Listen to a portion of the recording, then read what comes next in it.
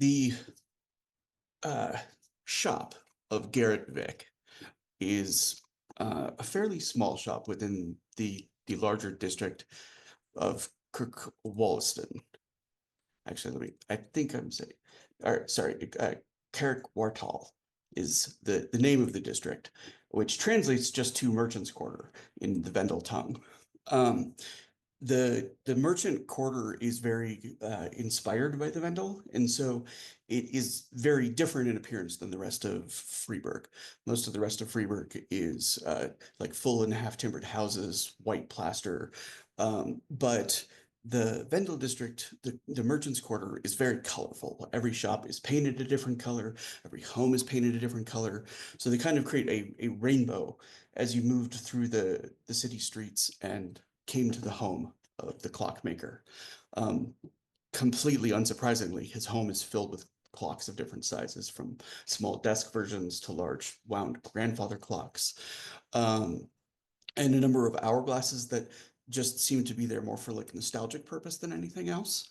There's also an astrolabe, which is a navigational tool. Um, a lot of small, extremely fine mechanical creations that point to his work as a tinkerer, and the fact that much of it relies upon dexterity and an enormous amount of patience. So when he, takes the time to kind of set a table, pour tea, pull out your chair, give you a place to sit while still wearing, the rags and everything from like your slavery, you're having been handed over and brought to the city while you were still unconscious, effectively. Um, it's a little discordant. You certainly don't feel like you fit into the shop. It's filled with small, what would be most investment would look at as highly breakable things. Um, but he carefully sets out the tea and kind of like pauses before sitting. He's like, "Would you like some sandwiches?" Yes, please. And he moves over to the kitchen is kind of like within easy sight of like where the living room that he set you is. The tea is still seeping, and he kind of quickly prepares. And he's the kind of person who cuts the crusts off of bread and then makes small little perfectly squared rectangular sandwiches that are filled with like local meats and cheeses, um, broths and sausages and stuff. The Eisen do cheese and sausage extremely well. And so it seems to have been adapted as the kind of go-to quick snack for lunch. There's also just rolls of bread that he sits on a basket next to it. There's two types. There's like the loaves brat, which is large, dark rye bread, and smaller, just hand-sized rolls. They're equally kind of rich and dark. Um,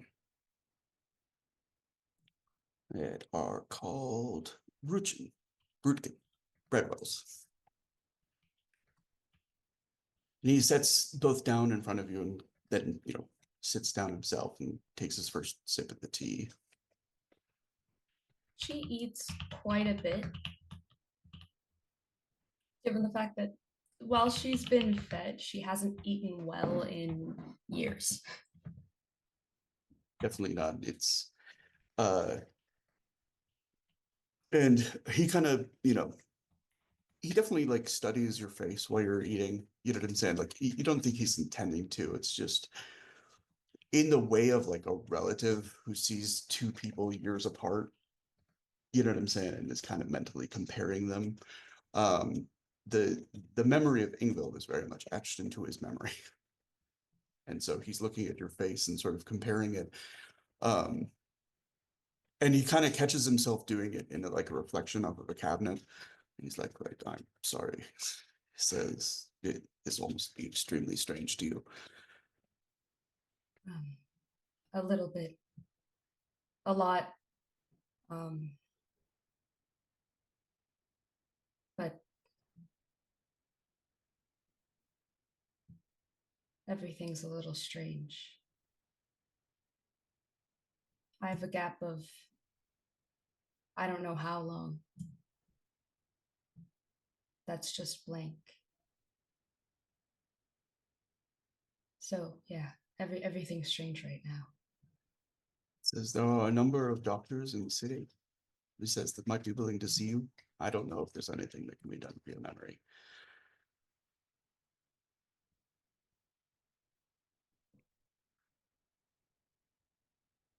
I don't think so. He says, perhaps he says something familiar will trigger it. Says a familiar face, name.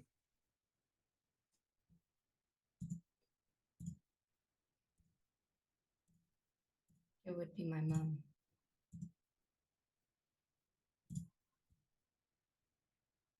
But lost at sea. How did you know about it?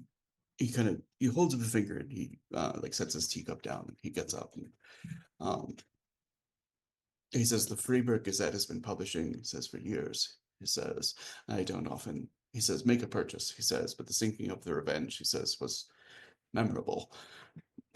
He says, so he says, when it was in the Gazette, he says, I bought, he says, the page. And he comes back, the Gazette is like a single page of news. There's no like folded.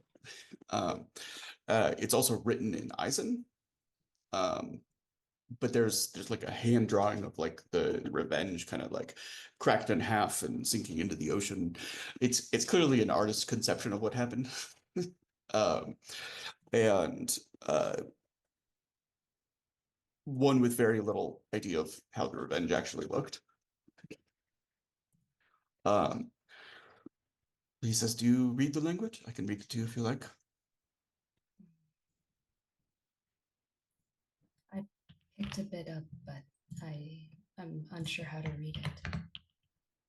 Um, he yeah, he begins like translating it. He doesn't like read it directly. He just translates. And uh the news of it is that there was an altercation with German warships, or sorry, with Eisen warships, that the Revenge was sunk, and that the crew were taken aboard as prisoners of war.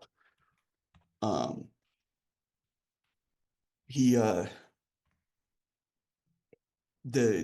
the notorious captain Ingvild, Olaf's daughter, is noted as having been lost at sea.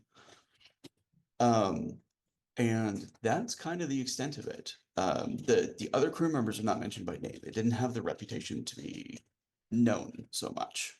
Does that make sense? So it says that several crew members were, of course, lost in the fighting, but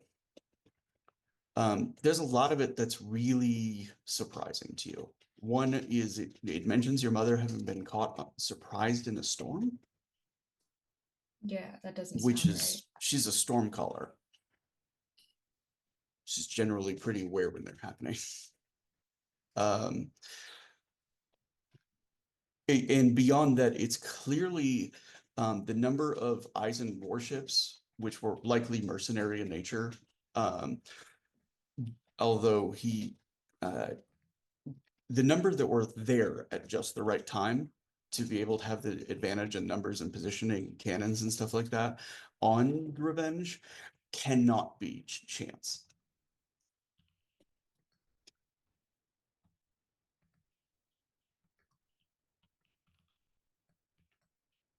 Um, he says the other part of this, he says, that caught my attention, he says, was I recognized, he says, one of the ships, he says, that's mentioned here. He says, it belongs to a man, he says, known to me in the city as a slave dealer. He says, his name is Tybalt Dieter.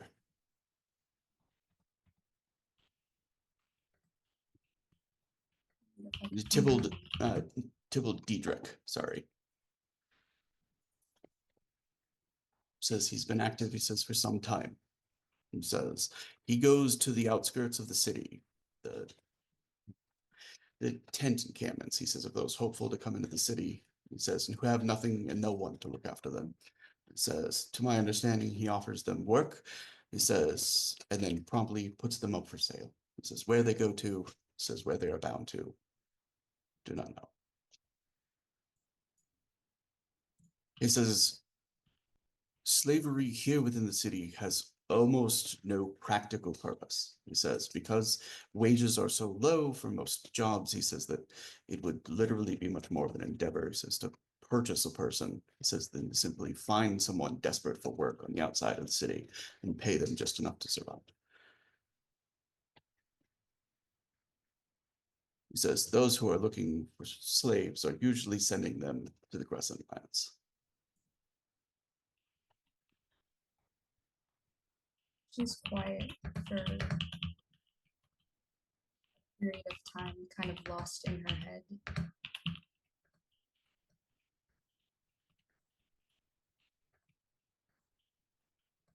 Everything is, as she said, strange right now. Says, I owe my life to your mother. Says, you're welcome to stay here as my guest for as long as you wish. He says, if you would like some spending money, he says, you're welcome to help out at the shop. He says, I also understand if you wish to be as far from this district as possible. I don't see much purpose or value in money.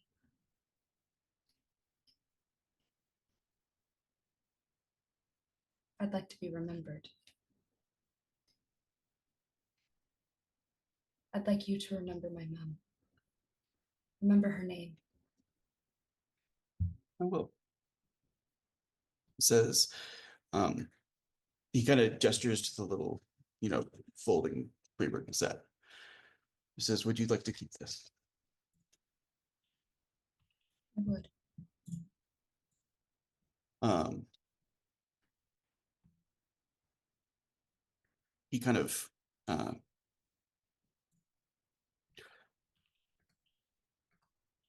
he's thoughtful for a moment and he kind of sips at his tea and he says, I'll show you where you can freshen up. He says there should be everything that you need. He says there is no one, he says, in the city that I know of that will take up arms against you simply because you're a Vestin. He says there's no need for you to hide it. He says if you wish to hide it, he says I can help.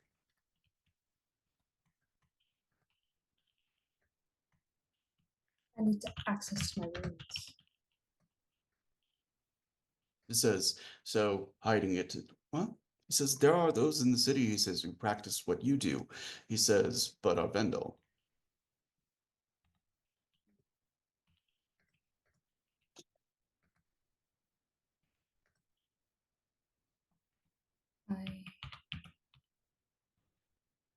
I'm unsure if there's much use hiding. I simply wish to make, he says, the offer to you. I Appreciate understand it. you are without a crew now. Yeah.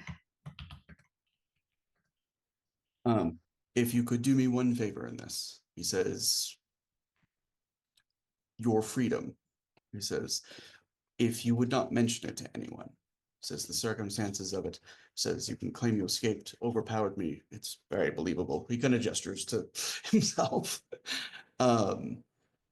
He says, there is a reason I was at that auction. He says, I am not a man, he says, interested in these things. He says, but I am keeping watch on it. He says, on behalf of others who are very opposed to its existence. So, you being there as I was being auctioned was happenstance. He nods. He says, I recognize your face. He says, on the block. I don't know how they moved you into the city. He says, or how long ago, how long you've been here. He kind of taps the Gazette though, and he says, but this date is from 3.5 years ago.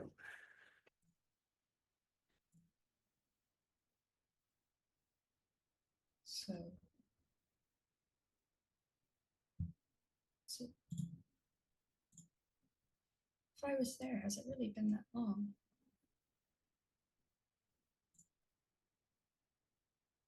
Kind of says, perhaps he says the easiest way to answer that for yourself, he says, would be a look in the mirror. Says if it has been years passing, he says, I'm sure you'll know.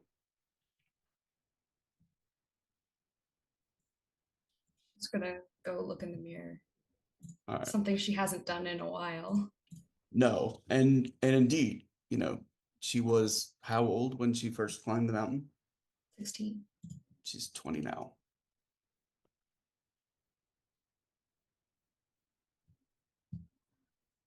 Sort of out loud, but to herself. And intending to herself, if it's heard. I really do look like my mom. And that feels like a perfect place for us to cut to our opening for the show. Noticing the huge scar on her head.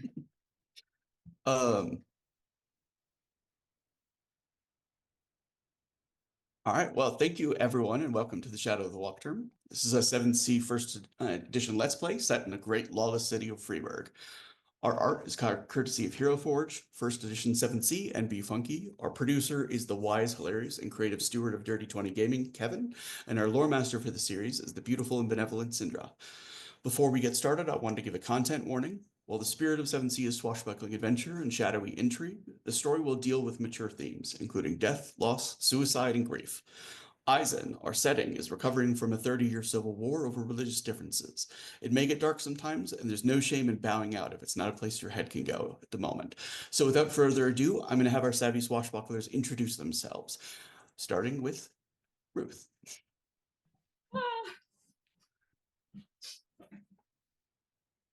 You're never prepared, and it's so funny. Why is it always I'm called upon first when I'm chewing on something? Because I was specifically like, who's chewing on something? And then Cruel, start chewing on something right now. Hi, I'm Ruth. I play Runa, as you saw. Now there's gummy stuck in my teeth.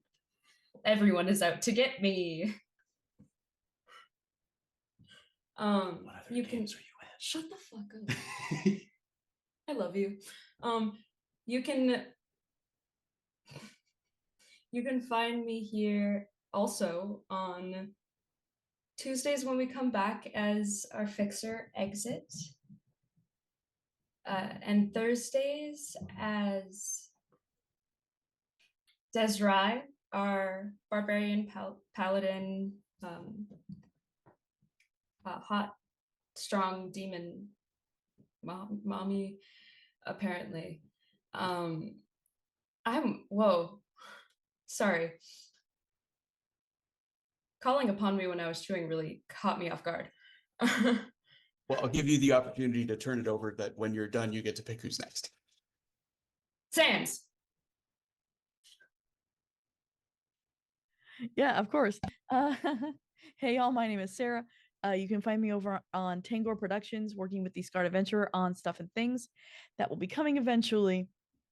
If you want to see me here, when the Tuesday game comes back, I will be here as Magic.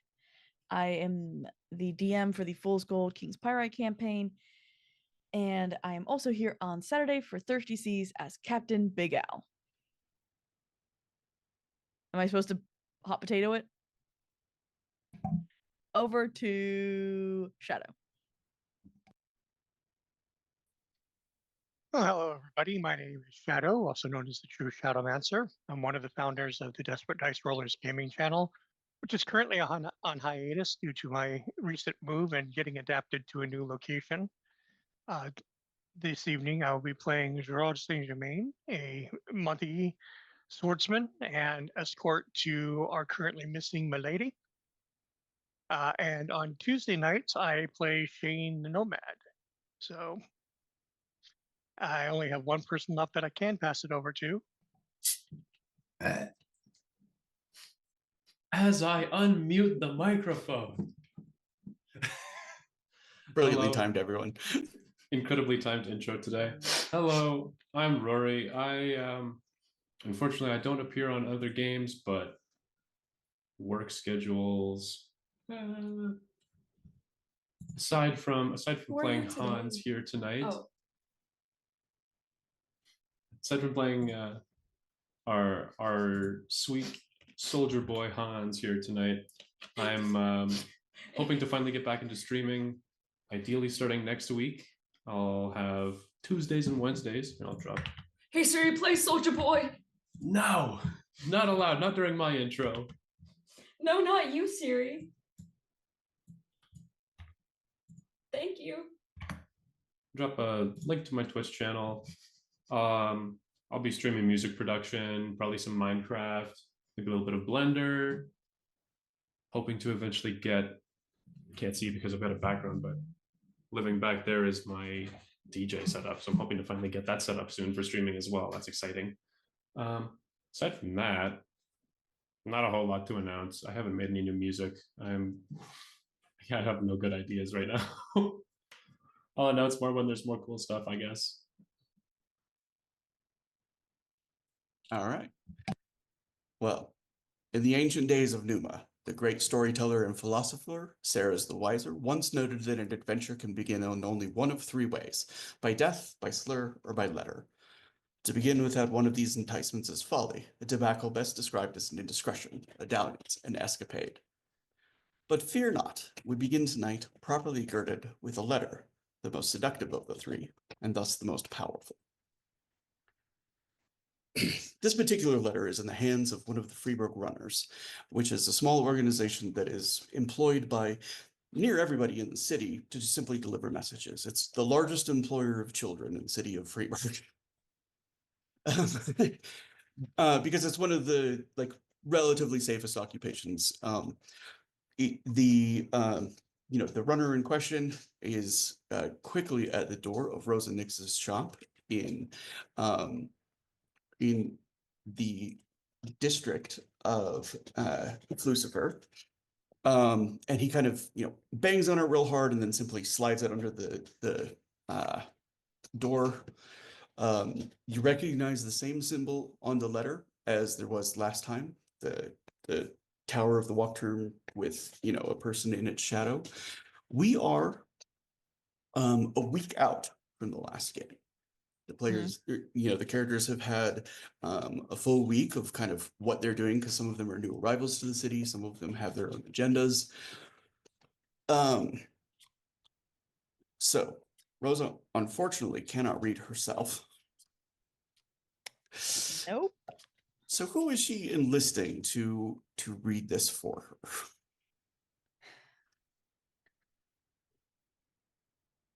No, she can't. I thought she could read. I thought we. Am I misremembering?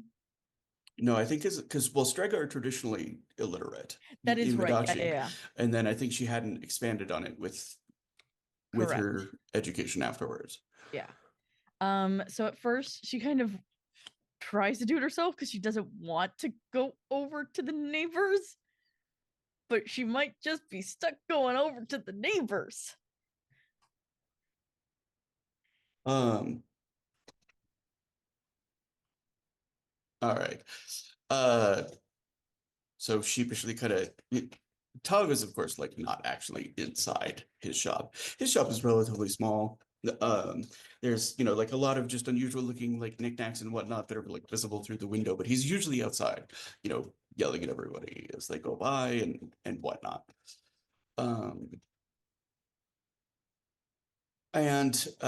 He spies Rosa, has the same big smile he always has whenever he spies Rosa. Signore, you read? He says, I read? Letter, I know. Oh? He says, it's got a seal on it. He said, you want me to break it? Si, signore. Yeah. Seems to just delight in the popping of the wax and whatnot. And he kind of, he looks it over and he's like, well, it's really short. He says, to Rosa, he says, I have an opening in my schedule today at the city hall at 1 o'clock. Please bring those you have found thus far. Signed, Wilma.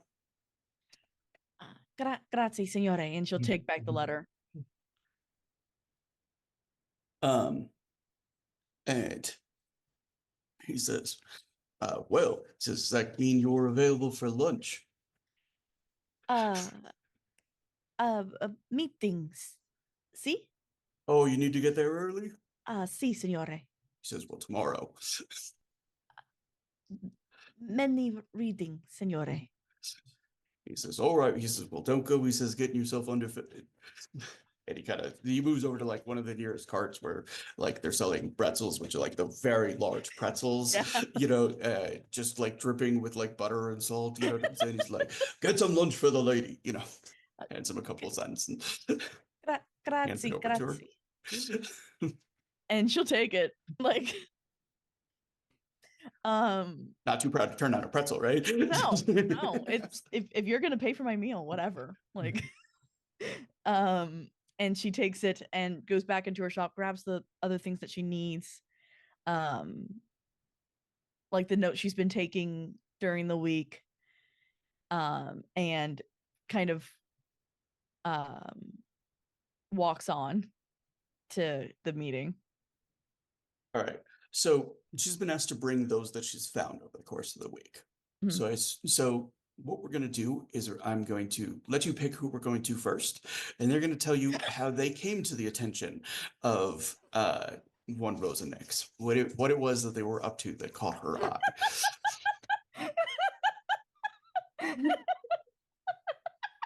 I love giving my players this power.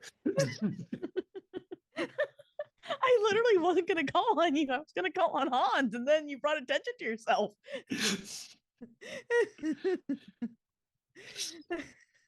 If you want, I still choose Hans. I was going to choose Hans. Yeah, I'll take it. Sure. Thank you. Pardon me. Then he can choose who goes next. What we've done to get the attention of one Rosa Nix. So Hans. let's do this in two parts. Let's first Okay. just kind of give us a general. What has your character been up to for this whole week? This whole The week. week what's happened this week is the largest thing is the funeral of the Iron Prince. Mhm. Nicholas Trog was put to rest at the Draken Cathedral, which is the largest cathedral in the city. He was given, actually, let me just see by show of hands. Does anybody actually go to the Iron Prince's funeral? Definitely. Okay. So it is, by any stretch of the imagination, a really uncomfortable affair. For one thing, Trog was an avowed atheist. So the fact that he's Wow. getting put to rest in the cathedral is sort of against his will. Interesting. And on top of it, for those who remember Logan from the last week, he was the one who was going to Rosa for a reading. He was the one that was asked to speak because he was Trog's closest acquaintance. Ooh. He was not in a place to. He broke down Buddy. like literally at the pulpit, you know what I'm saying? Tried to kind of like read from the book of like that's going to be published of Trog's philosophical musings and couldn't get through a sentence. And then Wilma just sort of gently came up, escorted him off, and spoke about Trog's history. His service in the War of the Cross, his decision to have Freiburg be both free and left to its own devices, and to allow it to be a reflection of mankind. He called it the Great Experiment, and whether it was a success or a failure will ultimately be the epitaph on Trog's tombstone. And that was, that kind of left it in a place of like, yeah, we can get behind that. Trog isn't beloved, but he's not hated. He was so like non-existent in the lives of most of the people that it's like, but compared to the rest of the world, like your noble lord being non-existent in your day-to-day life, that's unheard of. Yeah. And Wilma kind of brought that up as part of her speech. So that was a brief summary of the kind of the funeral as a whole. How he died was not mentioned or gone over. And there were a large number of nobles in attendance and very little else. Yeah. So, all right. So flashing back now. So what has your character been up to for the week, and what did he do that brought him to Rose's attention? I mean, he would have gone to the funeral, probably kind of stayed in the back with his hood up, just paying his respects as is due. Not talking to many people. After that, I'd imagine there's the odd person just itching to duel for no reason. So he probably would have taken on a couple people who kind of wanted to get their anger out, and then probably spent most of his days after maybe 5 of the, I assume 7 days of the week down in the. My real life ancestors are going to be so disappointed in my pronunciation. In the Verswiflung, the despair. Yes. Was I close? Yep. So Let's go. So I'm just going to call it despair for future reference. 100%. But it I is. just wanted to see if I could get it. It is. No, it is not pictured on the district map, which Kevin gratefully has opened for us, because it is a district that surrounds all of the other districts. It is an encampment that surrounds the entire city, and it is nothing but a tent city. The population of the sum of Freiburg is 600,000 people, and the number of people that live in despair is another 100,000 on top of that. Ooh, They are in abominable conditions. Most of them have very little access to food, and most of the food that comes in the city has to come in by riverboat, because when it comes in by land, if the people get word of what it is, they tend to be overrun. yeah. Oof. If Hans has been there a few times, he's gleaned that there are exactly 2 rules in despair that are enforced with any regularity. The first one he saw was when he saw like a larger Eisenman kind of like take food out of a child's hands. The man was stabbed 4 times before he could get a bite into his mouth. Ooh. Does that make sense? Like none of Yeah. it was fatal. It was like in the legs, in the arms, you know what I'm saying? Before one of the Eisen, like who the moment before you could have sworn was like one of like the orphans, one of the sort of catatonic people, who picked it up and like handed it bloody back to the kid. Wow. There was no explanation of the rule, but you know, the understanding is you do not take food from children. And the other one is less formal, but it's when people show up from Freiburg looking to hand out jobs, you don't make a commotion. Sort of You ride don't over the deprive jobs. anybody of an opportunity. Gotcha. Yeah, I'd say most of his time is spent wandering around, talking to people, trying to maybe not make friends, but maybe improve someone's day with a nice conversation. Look for a few probably unfortunately abandoned soldiers who were left after the war. Feed some of them. I think there's one in particular that probably stands out. This like thin, shriveled guy he's got the remnants of his broadsword that he used in one of the big battles. It's like chipped and destroyed, and he kind of just sits trying to polish it. Hans will approach him and strike up a bit of conversation, talks with him for a few hours on end about the war, and asks about his family and tries to offer him assistance. He gives him some coin, brings him some fresh food, guides him over to a more comfortable place to rest, and then I think he really focuses on this one soldier who seems like he's hit rock bottom. Do me a favor, and I'd like you to make a wits plus any kind of keen senses if you have it. Ooh, Keen senses gives you 2 unkept bonus dice. Where's my character sheet? There it is. Wits and keen senses? Yes. Right. 2 unkept dice. So that would be. And keep. Just a quick refresher. Keep number equal to my actual wits score. Yes. Gotcha. Not bad. 28. Yeah. Okay, so Honestly, not bad. as you are in the process, no, that is a very good role. So you've been, kind of like talking with this guy for a while, and he's like a former sergeant, you know what I'm saying? He's lost contact with his own family. He's the pieces of Draconism that he's polishing are actually like on behalf of his commander that died, that he intends to one day return to the Nibelungen so that they're, in good standing. Nobody knows how to find the Nibelungen. So most of the time Yeah. something you bring to an Iron Prince, there's a problem with that. So he's been doing his best as like a former sergeant to kind of try to take care of a few other soldiers. There's some of them that are like in town working whatever mercenary jobs they can, and they bring what coins they can back to make sure that everybody gets some food. But in the tent where this guy's set up, as he's kind of like going back in, he lifts the door of the tent out of the way, and within the tent you see a familiar face. You see Otto. Oh shit. And he's simply staring straight ahead. Oh. He doesn't react to the other guy coming in. He doesn't react to anything around him.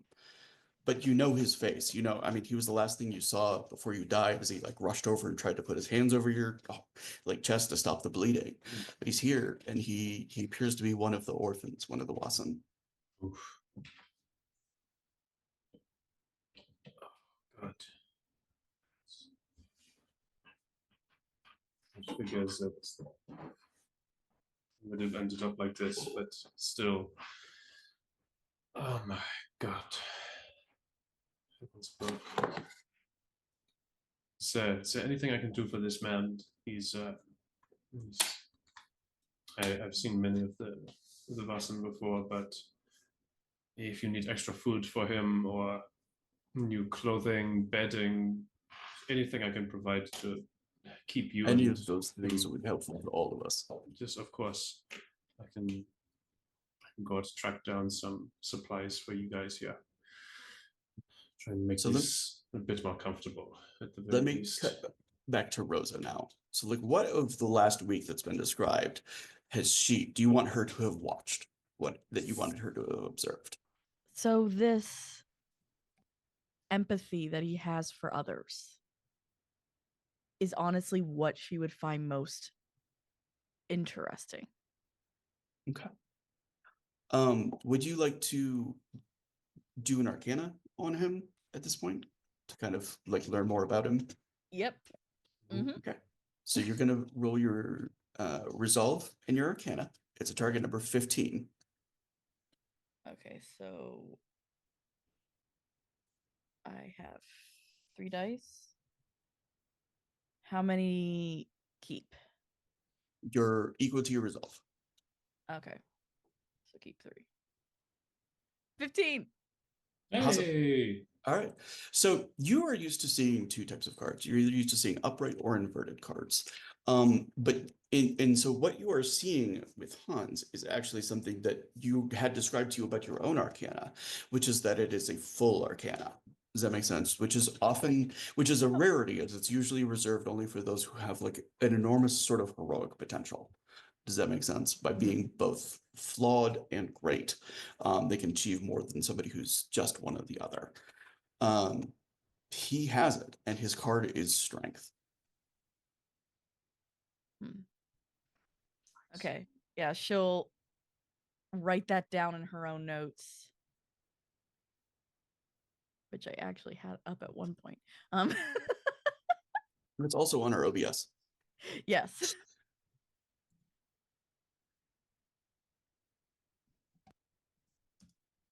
All right. Hans, you will get to pick who's next in going over their week.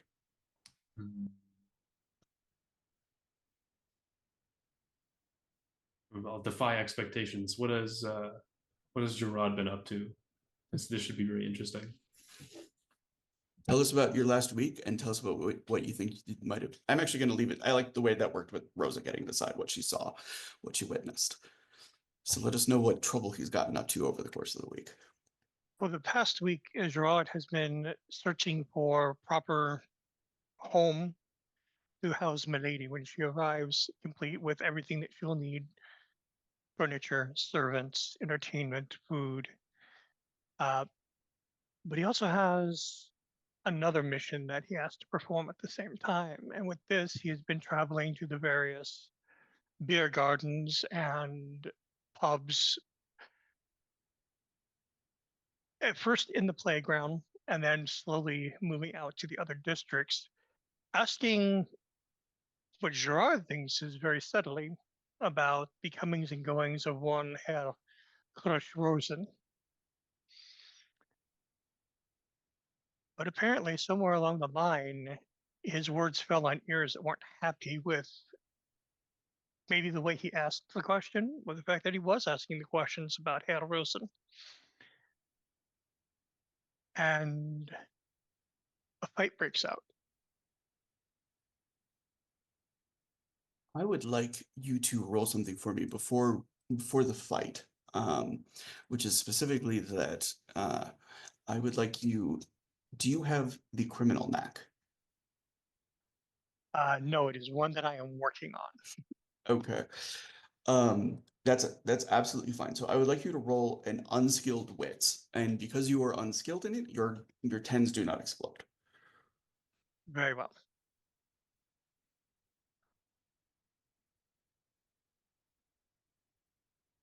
We're not going to hold any of them.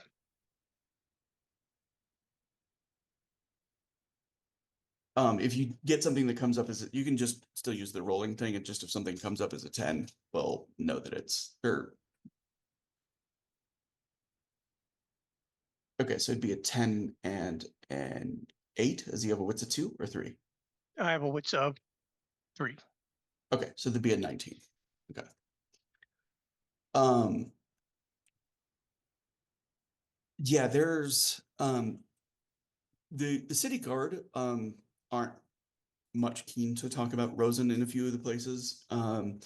They it's actually like as you're making some inquiries, you run afoul of a group of tile makers.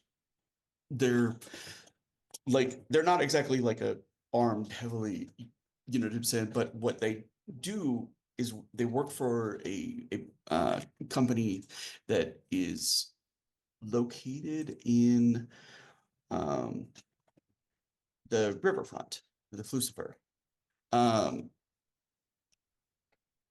actually, wait, I might have that wrong.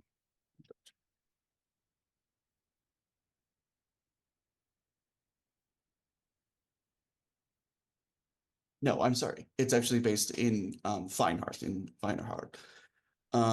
It's a ceramics factory that is one of the largest employers in the entire area. Does that make sense? So they do pots, they do tile, they do everything of that nature. You had seen the place a few times, and it doesn't have like the Rosen name attached to it in any way. You know, it's just called a ceramics factory. But as you're asking about the name, in a way that they seem to take offense to, they don't seem like criminal types themselves. Does that make sense? More just like concern that somebody is asking questions that they don't like about their place of employment. At least connecting that name.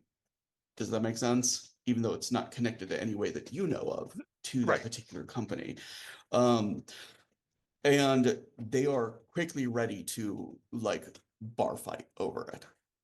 Does that make sense? These are not trained duelists. These are guys picking up like mugs and sticks and being big hulking Eisen, basically.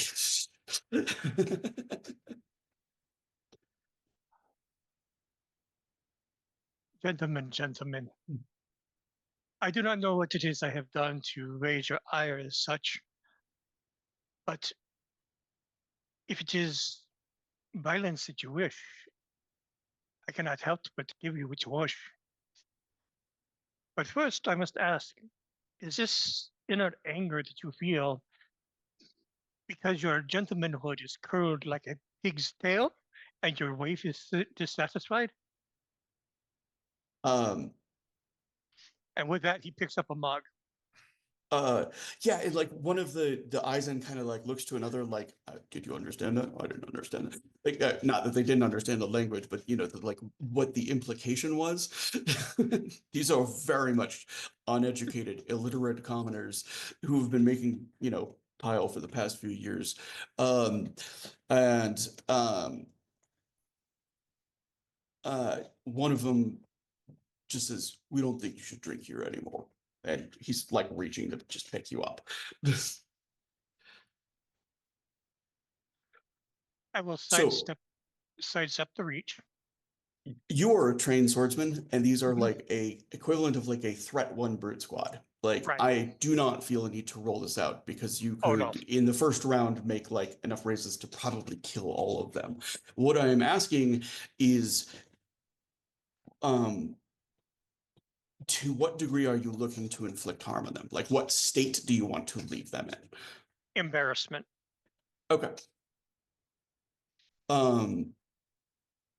All right, so what I'm going to have you do is I'm going to have you make a tagging roll, and for every raise that you make, I am going to so the target number to hit them is just going to be a 15 for the purposes of this.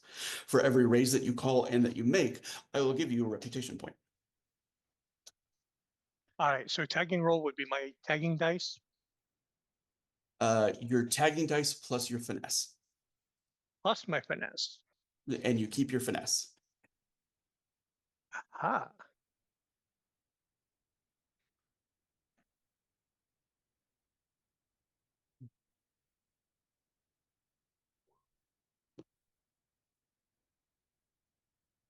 What was my target number? Sorry, I will let you do this one after the roll, but you need to call raises beforehand. Before a roll is made, you have to declare I'm making 1 raise, 2 raises, 3. Each raise is a 5-point increment. Does that make sense? Oh, okay. So, I will either let you. I'm going to give you an option. You can either spend a drama die and get the 3 raises that you rolled. Does that make sense? In which case you'll get 3 reputation points. Or you can just take the 15 and you'll get a reputation point. We'll take the 15. I don't know if I'll need that drama die later. It's fair enough. All right.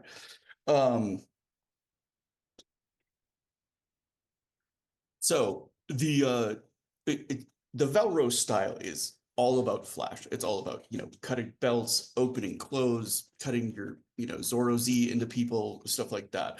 And so while you have steel out and they do not, you know what I'm saying? You don't draw a single drop of blood throughout the entire thing. It's a lot of, like swiftly moving past people and stuff like that. And while you quickly get to the point where they are no longer interested in a fight, you know what I'm saying? It kind of spills out in the street. It goes on for a while. It's basically when they get to the point where they're tired. And you have obviously won the fight, but they kind of do the best to like salve their egos by like, well, at least we got him outside. Even if they didn't manage to like do it by throwing you through a window or whatever it was that they were hoping to do. And like turn to go back inside. I raised the mug up that I had grabbed at the start of the fight. Salutes, gentlemen. I thank you for the workouts and the drink. And down the mug. So the I am now going to let you make so you've gotten the roll that you got the 19 on for the investigation. So during the first week, you do turn up that the ceramics factory itself seems to be the one business that's connected to the Rosen. I will let you make another wits roll.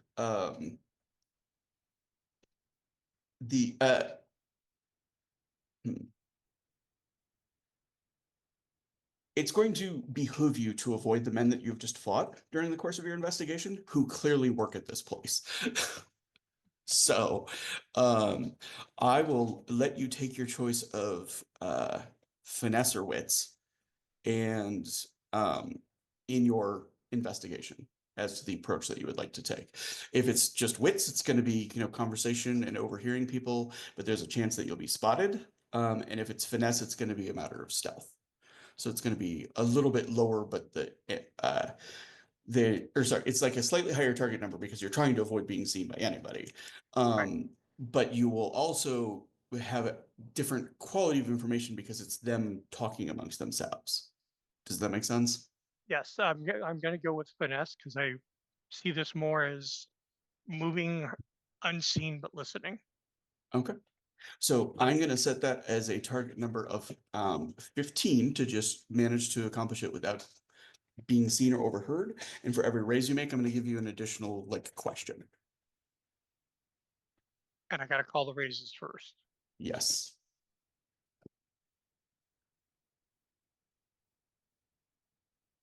I'm gonna go with one raise.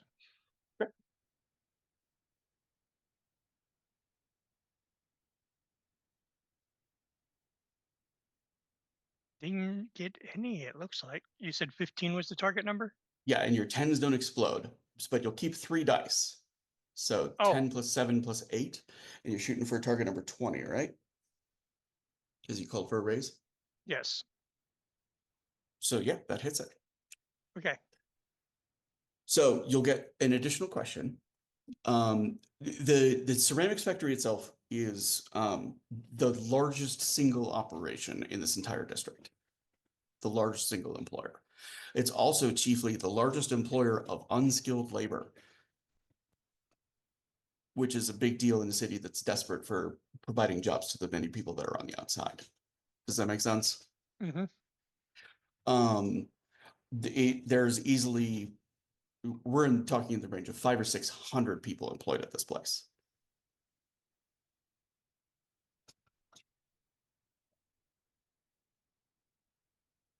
What question would you like to ask? Want to know what the Rosen's actual connection to the place is, since it's not open, but everybody seems to know about it. The Rosens own it. They are its lords. They own it on paper. And for most of the laborers in this area, what you overhear is that they are hopeful to get promoted out of this unskilled labor by proving themselves through hard work. Because there are better paying jobs in much smaller companies that are owned by the Rosens in the district. So with that concluded, if that's okay, I'm gonna wrap your week there. Rosa, what are you noticing in this? Probably the bar fight. Okay. The skill and the wit. Yeah, so the skill is definitely, this man is a pin swordsman. I assume, right? You've reported to your swordsman's guild, right? And so you're wearing your pins openly. That's one of the bylaws of the swordsman's guild. Oh, yes, definitely. Okay, so he's wearing a journeyman's pin, which means that he's a stage below master of the school of Elro, which probably means very little to you as a Vidachi woman. But you saw something flashy, saw something very not Vidachi-like. Yeah. Something that I'm not used to. And you saw restraint as well. Yeah. 3d3 keep 3 again, or yeah, if you're looking at his arcana again, go ahead. Yep.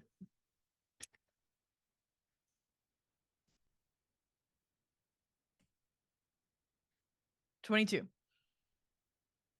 Okay. Gerard is under the arcana of the lovers, and he is also a full card, as is Hans. All right, that is definitely interesting to her.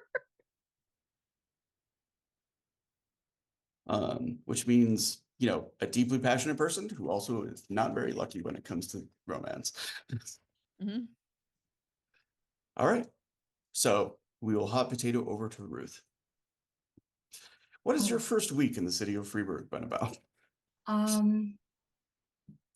Couple of quick things. She's probably going to clothe herself because she doesn't have access to any of her previous belongings. She's also extremely sad to her because she had furs from her mother and a bunch of other things. She'd likely be helping Garrett around the shop, not for coin, but just because she doesn't have much else to do. And in this time, she would probably ask him if Perhaps he had a spare dagger and a spare gun. So flintlocks cost in the realm of like 30 guilder, I believe. So they are expensive. And he doesn't keep one on principle. Does that make sense? He'd much rather the money be spent on guards that are in the district as a whole. But he is happy to provide you a knife. And he's That's all actually she actually wants is the Okay. knife. Roll a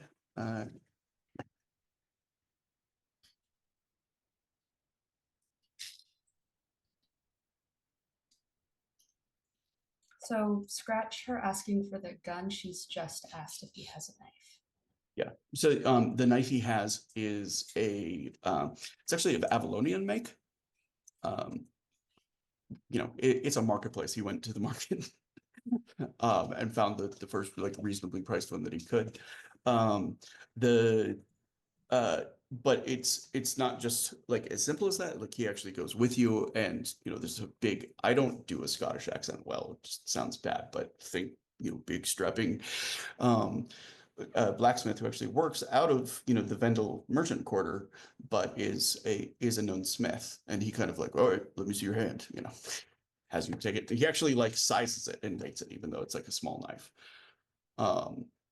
When it's done, it's double-sided, it's well made, and it's balanced for throwing if needed, but sturdy Right. enough to block a blade. A Right, sheath. right. Hmm? And a sheath. If Will include as well. He kind of, he like looks her up and down. He's like, you want it someplace you can hide it? He says, or on your hip. around my hip or thigh. I just need to be able to access it. Yeah. He'll like throw it in as like it's like a double belt deal where like the actual knife is like down at her thigh, but like there's one belt for her hip and one that wraps lower to wrap around her leg. Which she recognizes as like very common amongst sailors and pirates and stuff like that because it gives them more freedom of movement.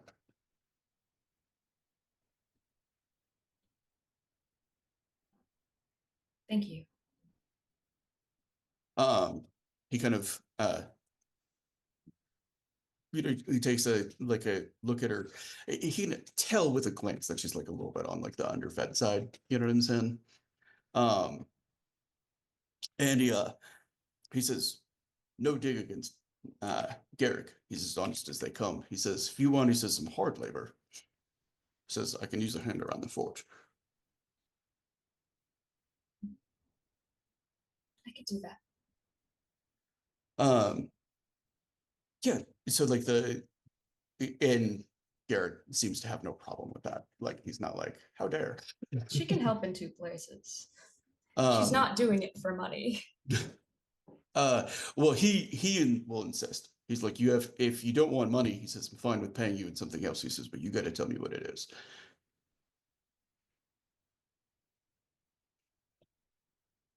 Experience. He says, he says to be taken on as an apprentice in smithing. He says, that means living here. He says, that means room and board. He says, that's a lot. He says, I'll do it. He says, you young? He says, you got arms? And he kind of like curls his own arm to show that he's meaning like, you have some brawn to you, not just like that you possess a pair of arms.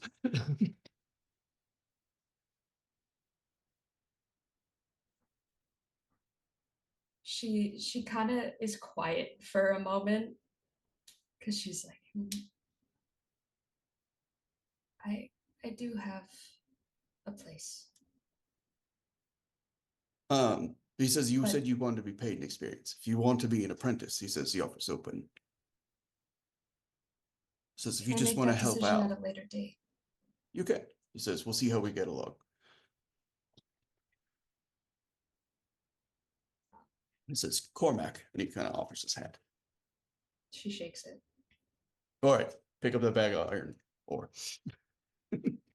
just start sending you a lot of them are like lift this heavy thing and hold it in place, or like later in the week it's about learning to keep a consistent temperature with the bellows, which is really all about resolving stamina, because the individual action isn't hard, it's the patience and time. As well as like learning how to measure a flame. There's a ton of like detail just in the first week that she's picking up as far as, and you know, the one thing about being a Vestin, she's never been encouraged to learn a trade because they're warriors and they're kings and they're not supposed to, they have a caste of people that are beneath them for doing that. And this is her first time really experiencing kind of what it's like for those tradespeople. She's kind of, she's happy to be doing this because as of right now, she's at a loss because she is far from, like, she's kind of far from home. All right. And the ship that was her home is gone. So she's happy to be doing this. Especially because she wants muscle mass back. And when he can gather, that's kind of one of the things, you know, he sends her at one point, like we'll say midweek, or actually nearer to the end of the week, into the riverfront, which is, you know, her first time like really outside of the district that she came to, and with a whole cart that she's supposed to get filled with iron ore and come back. So it's going to be like a half day because of just how heavy it is and everything and the expectation. The riverfront, her first experience of it is like it's wild because it's just filled with jennies. Like the jenny is the polite term for the professional lady. There are a degree of difference in the professionalism between them. There are some of them that their method of advertising is to wear as little as is acceptable on the streets and to holler at everybody who comes close. And they even seem to take a certain delight in those who just get embarrassed at being hollered at and like double down on those. And there are others that are clearly like, you would not know it just to look at them. Does that make sense? But you find out that there are certain Jenny halls and stuff like that that are like notorious, and most of them are in the riverfront. And you know, there's like, you find out that one of them is such a place when one of the women approaches you and asks if you'd like to work at the Gilded Lily, and then subsequently like explains what it is.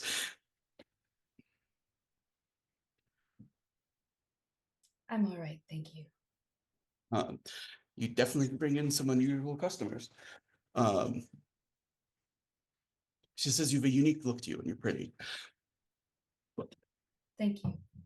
And she like kind of as she's speaking, two men run to the street and like grab the cart that you have and start running off with it. And like it hasn't been filled with ore yet, but the cart itself is a thing of value. You see her kind of like, oh. She says, I'm so sorry. And she kind of turns and she calls to like one of the guards. Adrian. And you see like one of the like big, he's a muscle-bound Eisen with two Panzer hands that aren't made of Drachen Eisen. They're just made of like regular steel. Goes running after the both of them. They are malnourished, desperate, and trying to keep a cart. He is in shape, trained, and it does not take him long to catch them. Instinctively, growing up the way she did, even like as she's in the middle of calling out to the guard, she's chasing after them.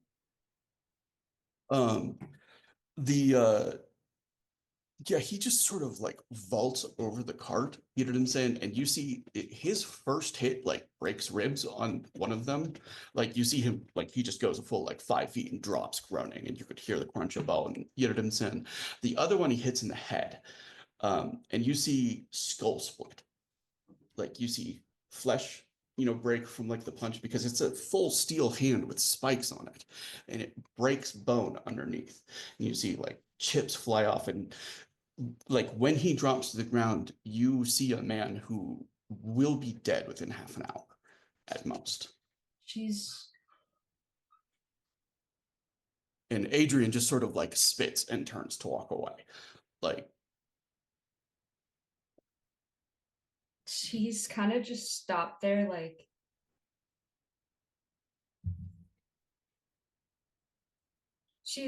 her whole life has been surrounded by, you know, pirates, essentially. Yeah. Seeing people die in brutal ways, but that was excessive. And There's the also, one, these men are not fighters. Mhm. They're not soldiers or Marines or anything like that. They look scrawny. They look underfed and desperate. Mhm. She is, are both of them like close to death, or is one of them No, the better one with the off than broken the ribs other? is kind of, he's going over towards the other one. You know what I'm saying? And, but he kind of, Claude, and is trying to shake him. It's okay. And she's going to kind of hold the individual and take a wound from him, a dramatic wound from him. Okay. This is he's a non-heroic character. So basically they have two wound states. They have up and not up. Okay. I'm gonna up him. So what I'm going to do is I'm going to call that a number of flesh wounds over a dramatic wound. Does that make sense? And let you roll your brawn. And if you don't make it, it will become a dramatic wound for you. Okay. So I'm going to call that 30 flesh wounds. It could be one flesh wound, but you know, that's not quite dramatic punch I want. Oh, I'm sorry. I appear to have turned very green in the chat. Should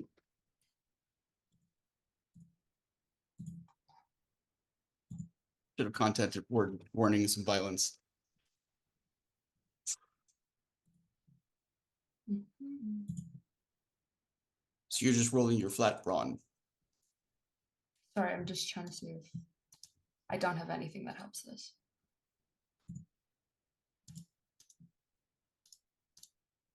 So I'm just going back. So that's just a straight roll through keys. Yep. 26. Okay. So that is so I said the target number was a 30, right? I don't remember. 30 flesh wounds. So if you had missed it by 20, you would have taken 2 dramatic wounds. You're going to take 1. Okay. Which will still be, you know, like, and to anyone who might be watching, there's like a line that sort of appears on the side of her face that's identical to where the guy got hit. Does that make sense? And it splits open and it starts to bleed. And bruising kind of like forms around it on the side of your face, but it's not as severe as what hit. You're just sturdier. But he seems to wake. He is still somewhat injured for the purposes of like drama, but he's up, and he blinks in confusion, and he looks around, and the other one kind of like, "You're alive! What the? Let's get out of here!" You know, and like he pulls him up as like Adrian kind of turns around of like, "What the hell is happening?" And the both of them.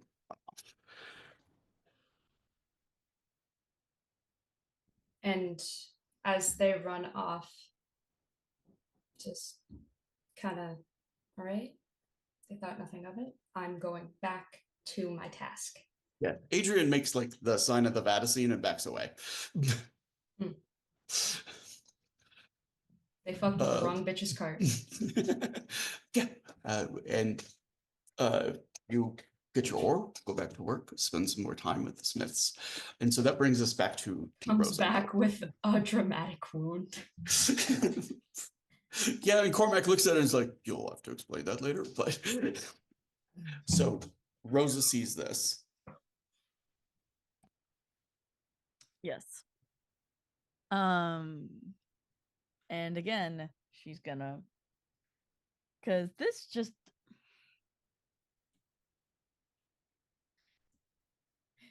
like, just something was not right about that 19.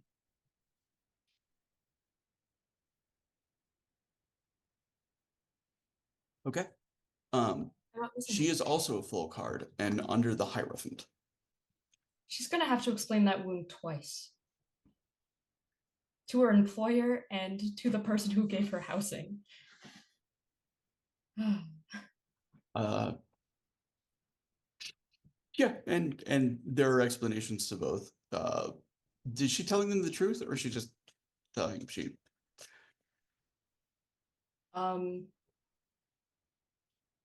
She would likely tell Garrett the truth. Wooten. She's telling them both that she got into a bit of a fight. They both kind of take that as like, this is Freeburg. It's a rough place. Yeah. All right, so coming back to Rosa now. You've had a busy Sorry. week watching the city. How is she going about approaching each of these people? Is she sending a letter? Because this is all kind of in the presumed downtime of like the last week, because she's gathering them to meet at the end of the week. She can't write in Ison. She can very easily commission somebody too. There are scribes Okay. for hire and stuff like that. Yeah. If she can do that, then she'll find somebody who is probably farther away from the riverfront to get to write these letters, which will be basically the same text of you were invited to the office of Wilma. I forgot her last name. Props at this time for a meeting. Okay. Which will be the same time that she got from the letter from Wilma. Okay. So yeah, she'd probably known the exact date beforehand because Wilma is punctual like that, but this was the, we're officially on for this time. Mhm. So is she delivering themselves, or is she hiring Freeburg runners to deliver them? She would probably deliver them herself, just so that she could even like see how they would act with her. Okay.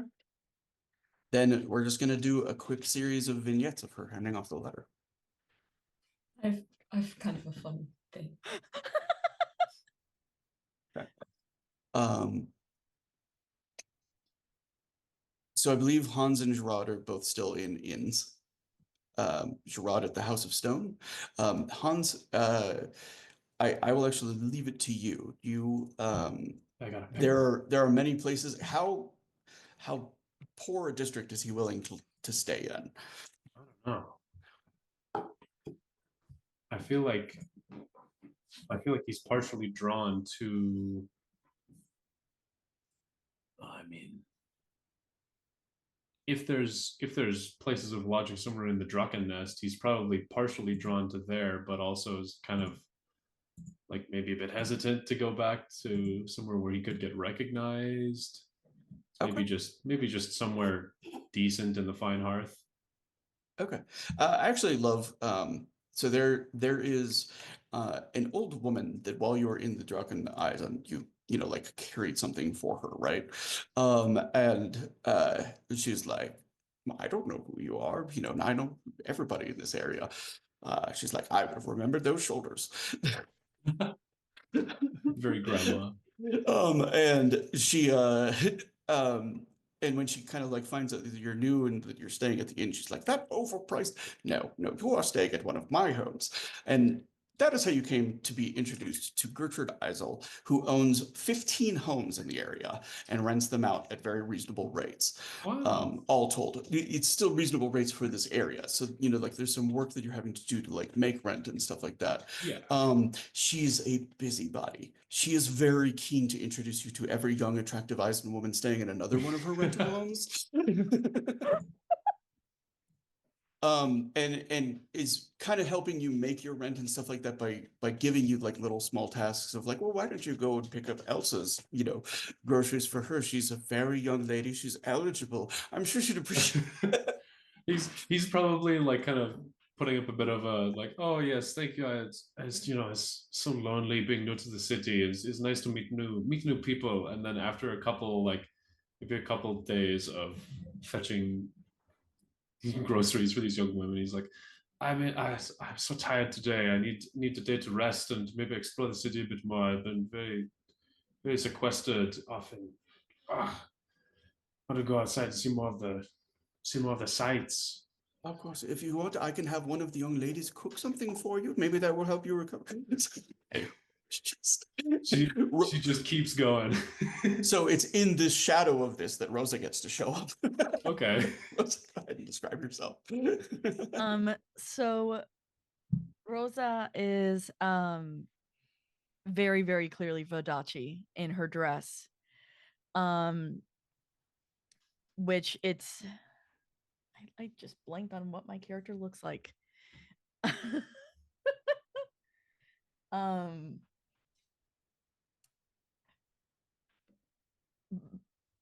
the main thing about her is she wears a fox mask. Oh. That is very very red. It has a gem in the center. The times I'm trying to find her art. Trying to find stuff is just like, oh god, I need to double Yeah, check where's these her art? details. Where's the art? Where's the art?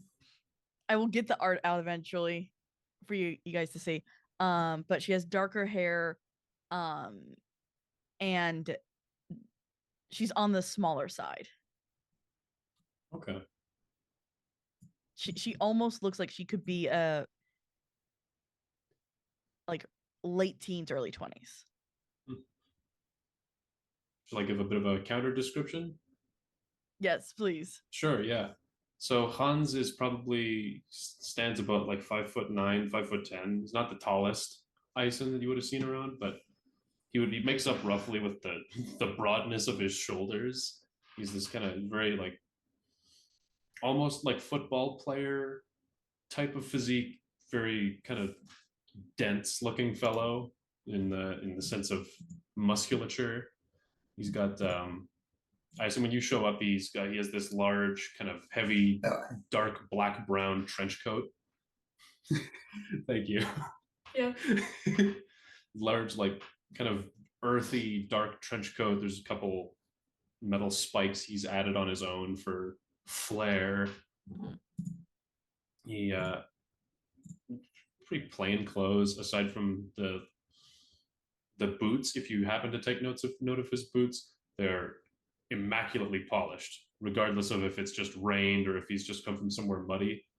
There seems to be a doctrine of sorts, and he keeps his black combat boots perfectly polished and laced immaculately. Can I interject and ask a question here? Oh, Is he actually yes. wearing cavalry boots? Because those were considered the highest quality of boots, like of the age. Oh, in that case, And he I would probably would assume have so. had them because he was cavalry. So Yeah. In that case, yeah, he's got. okay. These I fancy don't looking know boots. if Rosa would recognize them, but Maybe not the type of boot, but there's certainly a recognizable difference in condition from the rest of his somewhat charcuterie board of styles of clothing that he has. Yeah. Now that I have the picture, her dress is red. That's all I was trying to remember was what color the dress was. Yeah. The legions and the details. Yeah. Including if you were to look, her boots are even like this very red color. Nice. Her whole outfit is very just red. That's But pretty she dope. comes up to you and I'm so sorry. Signore, ciao signore. A Oh, letter, signore. Guten Morgen. What can I do for you? You said a letter? Si, Yes. letter. All right. Take it. Shall I open this now or save for later? Now, signore. Very Very important. importante. Understood. Crack the seal. What have we here? Read it out. Oh. Oh. All right. I suppose, as you said, very important. I appreciate you bringing the message to me, and well, yes, I suppose I can just respond to you here. I will be there. This is an odd summons, but Si, signore. And as quickly as she appears, she equally like just disappears onto the next one. very strange city.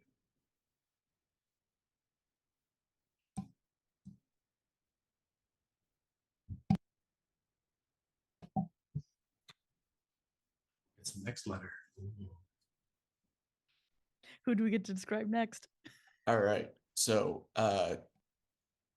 let's go to Runa, hard at work at the blacksmith shop.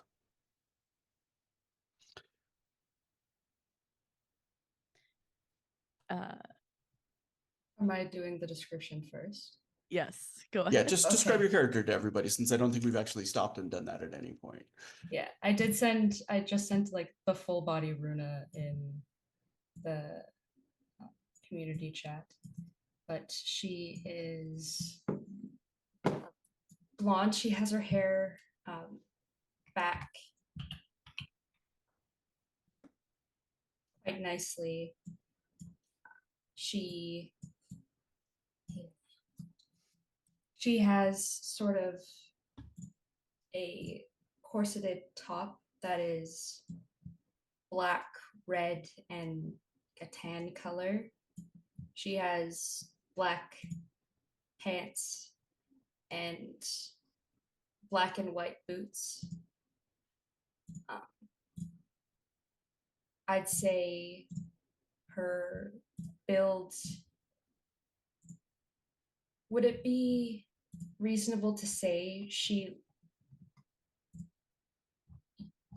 looks like a Vestin? Not many will actually know what a Vestin looks like other than by description. Does that make sense? So like for a Vendel, they'll recognize the distinctions very quickly. Mhm. Does that make sense? For non-Vendel, it's sort of a bit more like archaic hairstyles that include like braids and maybe tattoos and scars and stuff like that. So those are the things that the Vestin kind of use to identify themselves. However, with her arms displayed, I'm assuming that several of her runes are on display. Yes, all of her runes can be seen. She has one on her neck, several on her left arm. One moment. Notably, she has a huge scar along her forehead. Not a rune, just a scar. Her runes look more like brands. And she has one on her right wrist. She has very pale blue eyes. And while she's about 5'5", 5'6", and slender, however, she's got some muscle to her. Yeah, that you could assume isn't like a full Viking build. Saying for description purposes, but gives the essence. Just for a quick comparison, Cormac himself is like he's nearing 7 feet tall. He's broad as a tank. And so like the Runa being relatively slender, smaller, like next to him is definitely like a immediate disparity. And he's the one who's like out front working the forge when Rosa approaches. You know what I'm saying? Kind of notes lady in a red dress. One thing I forgot to mention about Runa's Arcana earlier is that her Arcana is sort of actively sparking when she looked at it. There's like little bolts of lightning will cross across the images and stuff like that. Mhm. Rosa probably doesn't know what that means, but No, but it's interesting. Um, Cormac kind of like, you looking for a knife? Senora, senora, letter, senora. Oh, you want the little one? Si, senora. Could have gotten you a fine claymore. Hey, little one, you got a visitor. She kind of just walks out confused because she doesn't know anyone other than Garrett here. Like, Kind of actually points with know. his hammer towards Rosa. Hello. Ciao, signore. Letter. Cormac, I'm gonna need your help. I can speak a little bit of Eisenach. I can't read it. Whoa. You saw nothing. And he reaches like down into his shirt and he pulls out some tiny little reading glasses and he just sort of like fits them over his ears. I love him. I love him. I'm going to protect this person. I'm going to protect him with my life. If I died kicking his wounds, I'd be okay with it. And he opens up the letter and he kind of like says an invitation to City Hall. Is that on the first or at 1? Oh no, here's the date here. It's in 2 days. Thank you. Si, signore. As she just again walks away. Remember Cormax for all your claymore needs? Runa's kind of just confused, Takes but the keeps glasses the off and puts letter them on away. her. I'll be there. Odd. And All right. goes back to work.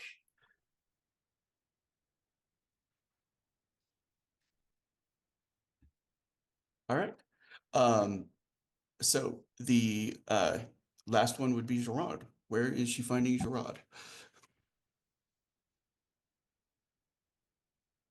Depends on the time of day, really.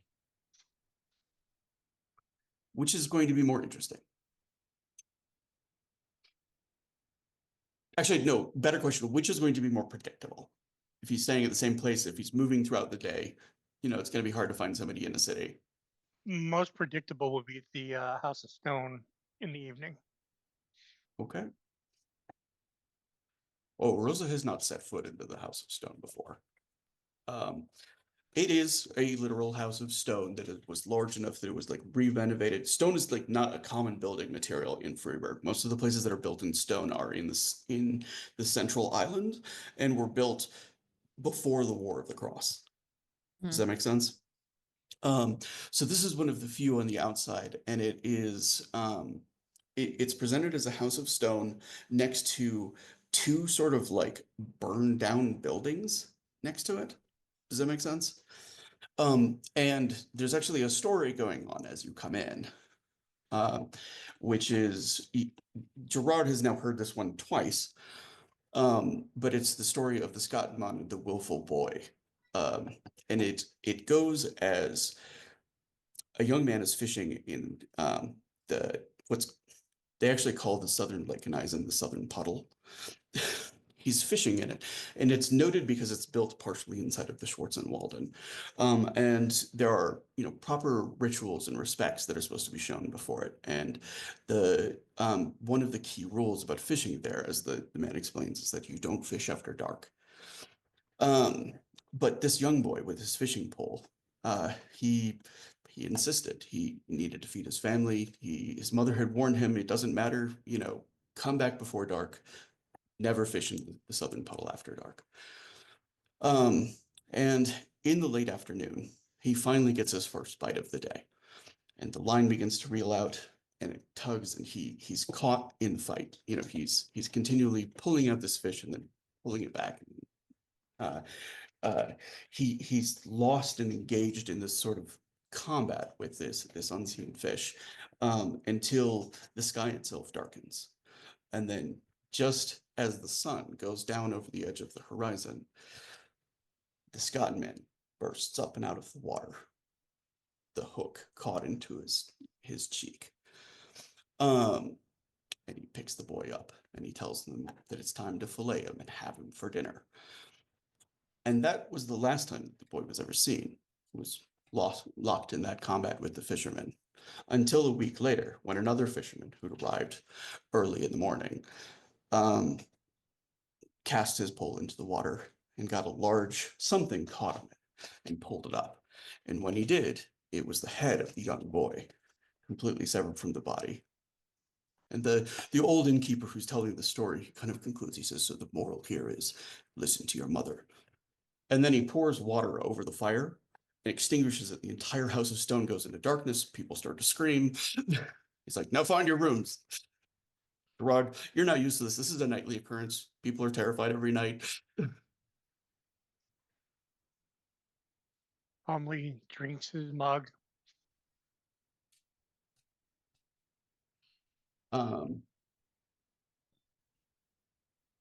So you're staying in the dark during I'm more just kind of standing there, not moving, because I'm like, I don't know. I don't trust anything around here. Ah. you can perceive his arcana in the dark if you want to navigate that way. Do I need to re-roll it? I'm just gonna have you make an arcana roll. Which would be my resolve again? Yep. Plus arcana. So I've Kitty's Okay, not so- ready for a close-up. +1, I think. Right? You should have. So- Is your arcana a Yes, it is. 2 or a 1? It's a 1. Okay.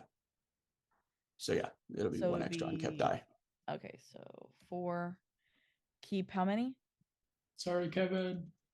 I didn't mean to turn off my camera. I'm so sorry. Oh no, did we cause chaos? I think he fixed it already, but I'm sorry. Okay. The chaos.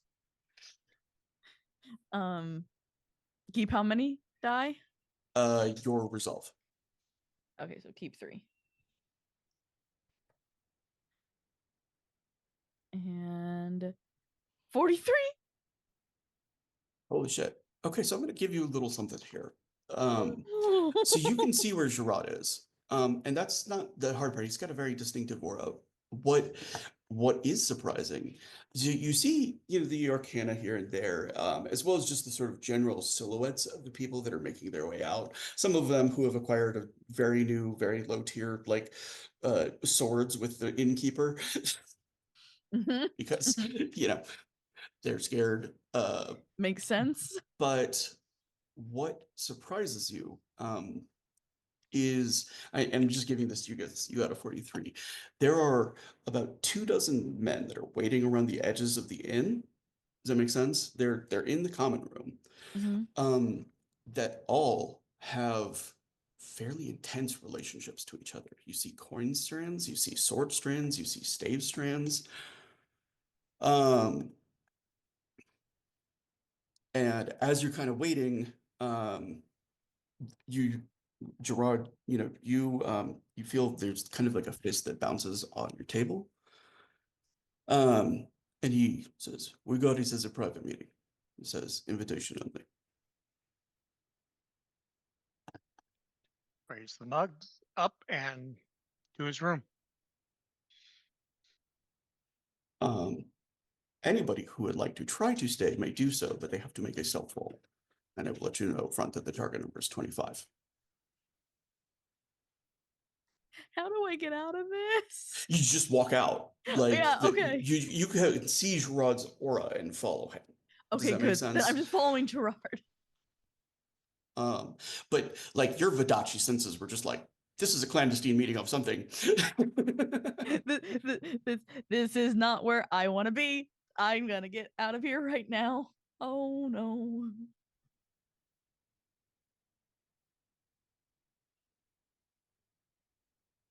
Okay. So there are lights once you're in like the kind of like halls that lead to different rooms. And so you'll be able to see Gerard in dim light, as will Rosa. So Gerard, you owe us an explanation at this point. Or not an explanation, description. Not, you owe us an explanation. You An owe us a description of your explanation. character. I don't know if I can explain it. Gerard is average height, somewhere around 5'6", 5'7". He is dressed in very vibrant blue gentleman's coat, trimmed in black and silver. His hat, which at this point he's carrying in his hand, is also of the same matching colors. On his hip is a very well-made and well-used rapier and matching mingle. He walks with the confidence of one who knows how to defend themselves, and almost dares the method that the way that he's walked is almost daring someone to try and interrupt him. Okay. Yeah, she kind of just runs right up to you. Signore, signore, excuse me, signore. Oui,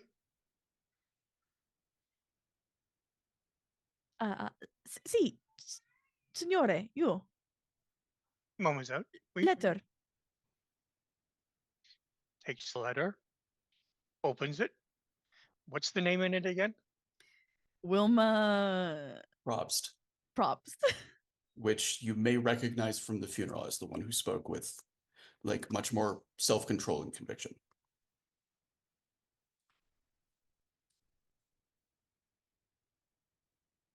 You're not a typical runner. Uh, uh, no, signore. Uh, I, uh, I don't speak the language well. Ah, I will be there. Si, signore. And takes off and runs down those stairs and out as fast as she can.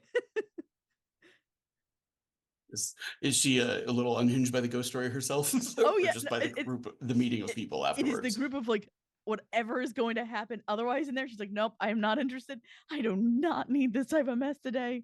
No, thank you. All right. So there's, another day or so before everybody's meeting. For some of you, this is probably your first trip into Steinholt, which is the center of Freiburg. It's also your first trip closer to the Wachtturm itself, which is the enormous tower that hangs over, or that like looms up and over the city. The Wachtturm is unbuildable with conventional modern building methods. Does that make sense? It's taller than the tallest cathedral that could be built. And it is surrounded by a fort that is from like the High Gothic era of castle making, which is the era previous to the Renaissance. So if you think of kind of like what most people think of as like traditional fantasy castles, this is it, including like gargoyles up on it. Gargoyles in this world are actually like they're put onto buildings to hold actual gargoyles at bay, because gargoyles are territorial and they won't intrude in another gargoyle's territory. But they're actual, they're a variant of kobold that are attracted to shiny things and are willing to kill for them. So that's a little problematic for people who need iron and gold and silver and such like that. So kobold hunting is still considered an honorable profession in some parts of Eisen. But most of them don't like to screw with gargoyles at all because they have a tendency to fly, A, in packs, and 2, like attack by dive bombing in the middle of the night. And not a lot of like fighting styles are super well prepared for that. So the gargoyles are a preventative measure, or at least were for a very long time in many cities in Eisen, because they keep them away. They just don't screw around when there are gargoyles up on stuff. The city hall itself is positioned right next to the major fort, and is one of the largest things in this entire area. There's multiple Gerard will recognize them as grounds for nobles, like those that are coming and staying, and a kind of steady procession of servants in and out to probably take care of those nobles that are in that particular area. That would be visiting envoys and people of importance, and anybody probably wealthy enough to warrant one. The rest of City Hall is dedicated to the actual like central building, with a few areas for staff and stuff around. There's a procession of people that are like lined up outside that are there as petitioners with requests for the city. The city has no laws. Any requests that are made to its administrator are a matter of, is it worth it for us to do this? For those who have been in the city for a time, the rumor is that if you want something done in City Hall, you have to pay for it. And that's kind of where the rumor starts and stops. Rosa, who's been here a little bit longer, understands that it's a little bit more nuanced than that, that what people tend to pay is based on how important the thing that they're asking for is and how wealthy they are off themselves. A wealthy merchant will be asked to pay thousands of guilder to have something accomplished, whereas a very poor citizen presenting something very necessary, like the repair of a bridge, will be asked to charge maybe 10 guilder, like something that they can manage, just as a show of commitment.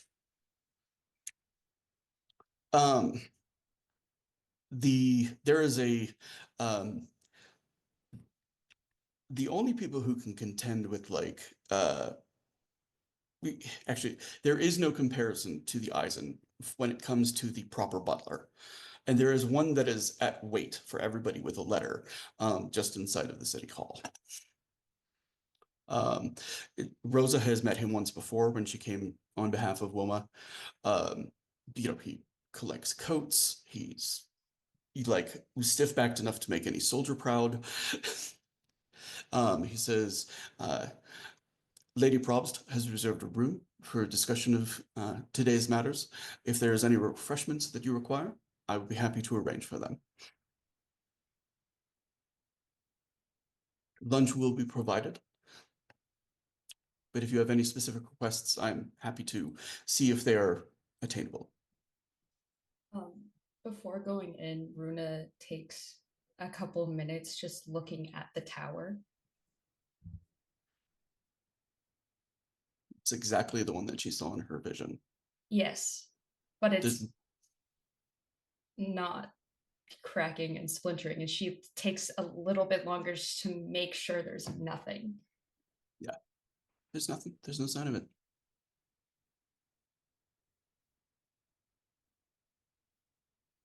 And she kind of sighs at another letter and kind of just keeps it on her until she's with someone that she doesn't mind asking to read it for her. When he's not, the butler's not actually taking the letters, he's just sort of, Oh. recognizing those who have them as I'm supposed to divert I them thought from he the crowd of had people. another letter. Sorry. No, sorry. He's just simply recognizing thought those too. who've been given one and diverting them away from the crowd of petitioners that are going into the main council area. Does that make sense? Yeah. You're seen into a little sort of meeting room. This is the kind of place where a council would get together to discuss matters relevant to the city. There's a bar on one side that is just open. There's a scale model of Freiburg that's on the city, or that's on the table itself. It looks like it might be a year or two out of date. But it's almost impossible to keep up with the rate of expansion in the city itself.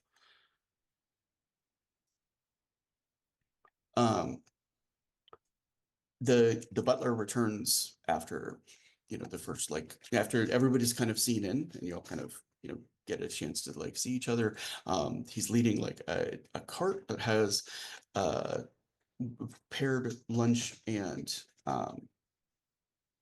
beverages with it. In Eisen, there's absolutely nothing against serving beer with lunch. That's a perfectly valid choice. and that is exactly what is on offer. There's a pale ale that's included with the meal. One second, just kind of,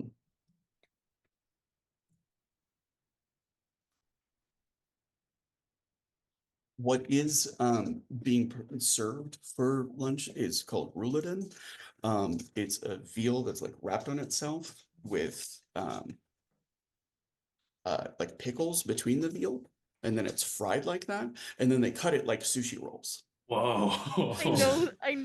I've seen something like this. Runa, That's crazy. even though she's It's been good. eating pretty well That sounds very for good. like a week, how long? Mhm. She's still so excited about good food. This has been made by a chef, and like Yeah. it's spiced. It's Mhm. like, the meat was properly tenderized beforehand. It's had time to stew and, and it just like the smell of it alone is appetizing. You know what I'm saying? And there's bread served with it and butter and, like some dessert pretzels that are just like smaller pretzels. But along with the ale that's like poured, they tend to serve it in like kind of like smaller round glasses. I forget what the name of them is, but it's not like a mug in most cases. In most like fairly decent establishments, it's served in a glass, and this is higher quality ale that is. Nice. Hans is just going to ask the, I suppose, butler. He comes. I'm sorry, I did not catch your name back there. Was kind of like Bowser said, can I just say filler for now? He does actually have a name, but I Yeah, didn't think to write it down. that's all good. Um, That's It's all good. Just wants to Actually, be polite. he says Wilma usually refers to me by Saka. He says it's a affection. He says we work together. He says, and I would be honored if you would call me that. Very well. Saka, is the bar free for our own Yes, of beverage course. making? Of course. Oh, He says wonderful. I can make something for you if you have something in mind. He says you are welcome to help yourself. Do you have any Draconitum? Behind the bar there? Could use a bit of a wake up today. Yeah. What did you just ask for? A dragon? What? It's Dragon's Breath. It's my Okay. knockoff of Jägermeister, basically. Absolutely. Runa has finished the ale that is in the glass. So Runa has probably never been around somebody who has a servant knack at like 5 before. Like as she's setting it down and kind of turning to the roulade, it like looks back, it looks like it just magically refilled. She wasn't even like quite sure when he was there to refill it. Like but yeah, he's quickly, like he's setting down the dragon's breath. He kind of, to Gerard, he like makes a like wine recommendation from what they have available if he'd be interested. Could I try what he's having? Of course, absolutely. She hasn't had access to most things in so long.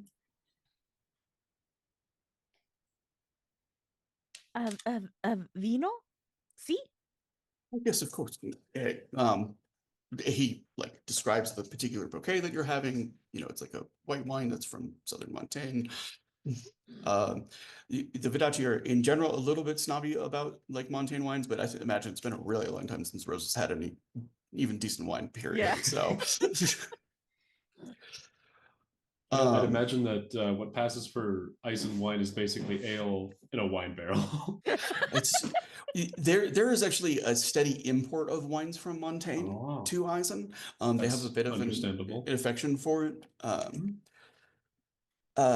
And it's kind of like as the mule is like winding down, that Wilma herself arrives.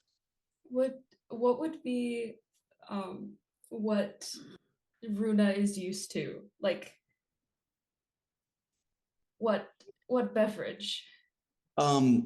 Mead is not uncommon.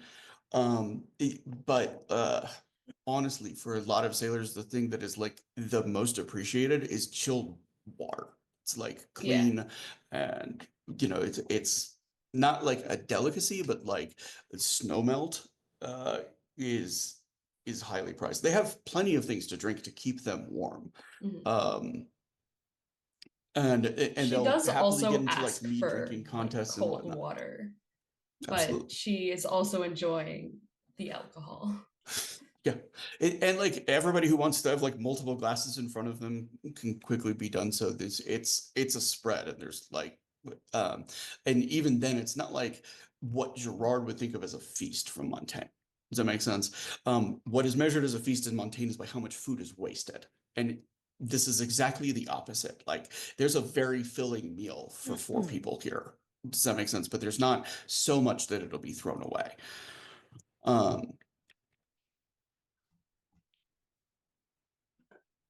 All right. So Wilma arrives at the end of it. And Zucker provides to her just like a little like bowl of like one pot stew. It doesn't look like it's just that she doesn't really have time to eat. Does that make sense? Like, she's very, very busy, and she's going to be going right back to like the scores of petitioners that are outside. But she takes an ale and she kind of like sips at it and she takes a few bites. It all before really sort of giving much of like an explanation of herself or anything. But this is the ranking administrator of the city. Like, when she spoke at the funeral, there was nobody that really sort of questioned her right to do so. She's been referred to as Lady Wilma, but like what exactly her title is or where it comes from, not exactly known. Does that make sense? And actually, here's what I'm going to do. I'm going to let everybody choose the skill that they would like to roll to pick up any additional information about Wilma. Does that make sense? Tell me the skill that you want to roll. Roll it with wits. Call however many raises you want to make for extra questions related to that. Oh, If you don't have an appropriate civil skill, you may tell me what skill you think would be most applicable, like whether it's like noble or whatnot, and you'll roll it unskilled. You won't have the die for it. Your tens won't explode, but that'll be what I use to kind of decide what kind of information you're getting. funny. I'll No roll. skills. I'll roll noble. Okay. You said add wits. Yes, keep wits. And if you're calling raises, call them beforehand. I'm gonna call one again. Actually, pull up my skills thing again. Imagine having skills. Hey, you chose all the expensive things. Don't blame your skill issue on me. Okay, I think you rolled that wrong. It should be 4K3, not 1K3. Yeah, I realized that as it came through. So go ahead and re-roll that one. Well, actually, I forgot I have runes. If you have an appropriate rune that you'd like to use, bear in mind that you will be cutting yourself in front of this woman at your first introduction. I know, which is why I'm hesitant, because I have wealth. You also haven't socialized in 4 years, so it would be understandable. Okay. It would be interesting, but it would be understandable. Listen, she was essentially a Viking before she had That's that fair. gap. So 20. Okay. What skill were you using with that? That is just plain wits. I had no skills. So look at the civil skill list and tell me from what direction you think she would be most likely to approach. Does that make sense? Because Yeah. each of those civil skills, bear in mind, is sort of a perspective as well. So from this one, she's coming from it as a criminal. Okay. I come at this with my keen senses. Alternatively, if not with noble. Unskilled. Noble is appropriate. Keen senses is more like I'm detecting people, ambushes. More like perception. Yes. More like environmental perception. Gotcha. Yes. Which is very useful, believe me, but it is not necessarily applicable when it comes to kind of sussing out a person. Not as much of an insight type thing. Gotcha. Unless what you're looking for is specifically like hidden weapons or anything like that. But Oh, wait. I know Wilma. Why am I rolling? I'm still going to give it to you. Like you wanted to know like criminal and whatnot. So that kind of Different side, I guess I'm looking at. Yeah. where's Arcana?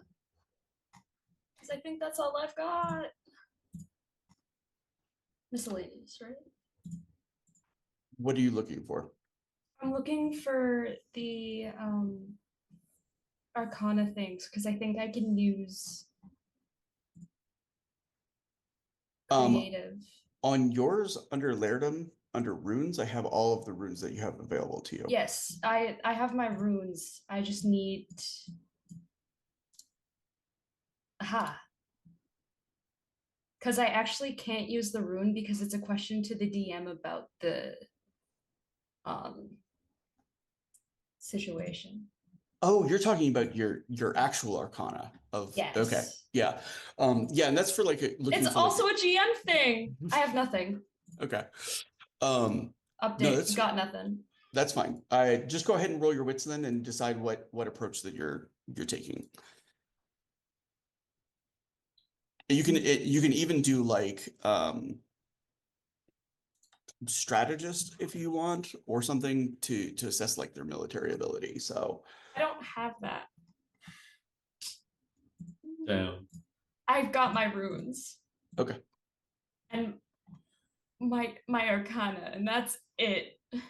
Okay, so let me go through first. So Gerard, you have a 14, which is you don't really have the ability to get a good read from this person. I'm setting the target number for this is 15. You have what you've heard by reputation, which is that she's efficient and a bureaucrat, and like that's kind of all that you have on her. Not surprised with rolling 2 1s. Yeah, I mean, can't win them all, right? Real quick, sorry to make you repeat all this stuff. Rolling unskilled is just 1 extra unkept die.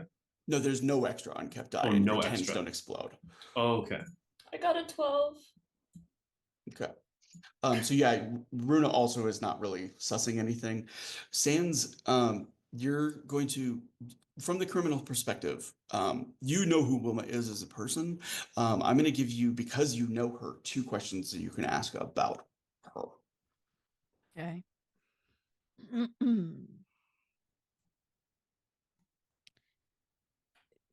Does anyone have any specific questions that I can tell me? That's a good question. I was actually just going to ask if I could. Why are we here? Yeah. Why are we here? 'Cause I was just going to ask if I could throw strategist in there because I have that and he's Yes. still kind of. Yeah. All right. Yeah. Okay, so here's what I'm going to do. You can ask me 2 questions at any point in the following conversation because you're Okay. observing her throughout. Okay. Perfect. You don't have to ask them right at the start. Thank you. Because she's also gonna be playing dumb here a little bit. Because she's gotta. So in this case, strategist would just add 1. If you have 1 die in Just strategy, 1 dot. yes. Yeah. Perfect. Sorry, everyone. Still learning the system a little bit. Oh, 10. Okay. However, on a 10, I will give you this. She has not had any military training. You are 100% sure of that. All right. That's information. Okay. So Wilma kind of like pushes back the bowl of stew. She eats, she doesn't eat fast enough that she might have been in the military, but like that beyond that, and Gerard, you will notice that even despite eating that fast, she does so with the sort of like polish and manners of a noble. Does that make sense? So like, Yes. and I'm giving you those because like it's sort of a like recognizing like a noble will recognize somebody who's primarily influenced by the noble scale. Right. Just as Hans is recognizing this is not a woman that is ruled by the military mindset.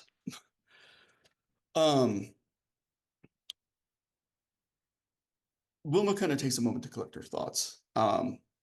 She says, I appreciate everyone being here, says, and accepting uses the invitation from Rosa. I asked her a week ago to find me people that have capabilities and are not currently tethered to any institutional organization. She says, I am putting together a group with the purpose of assisting me with Freebird during this time of transition.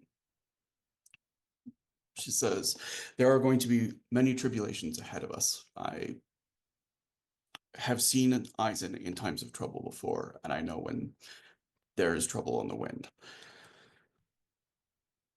And it doesn't take any 6th sense to deduce that Freeburg is in the middle of 3 Iron Princes who had their lands taken from them to form the city of Freiburg. Each of them feels that they have a claim to it, and each of them has well, two of the three of them have an army larger than we can muster.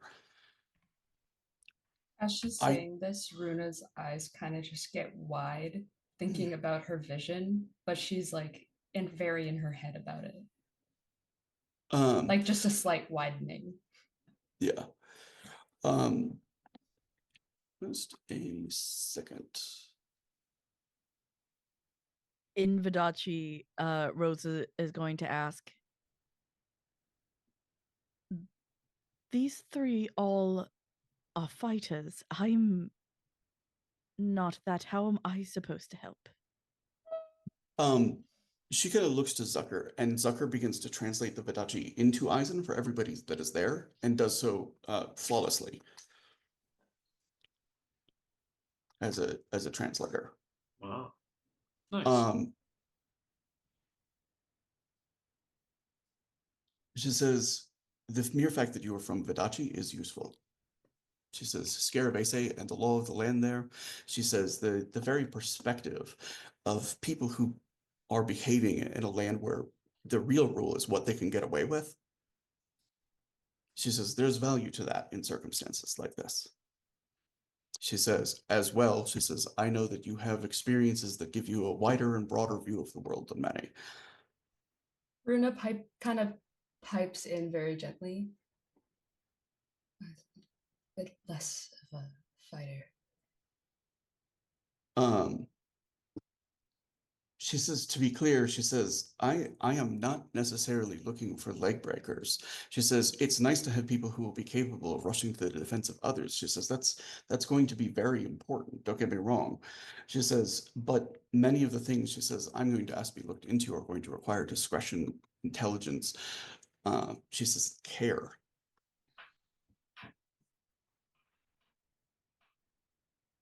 He Hans gets up from the table for a moment. What are the views like out from the windows? How far out can we see from up here? So you can actually see mostly the riverfront across the way.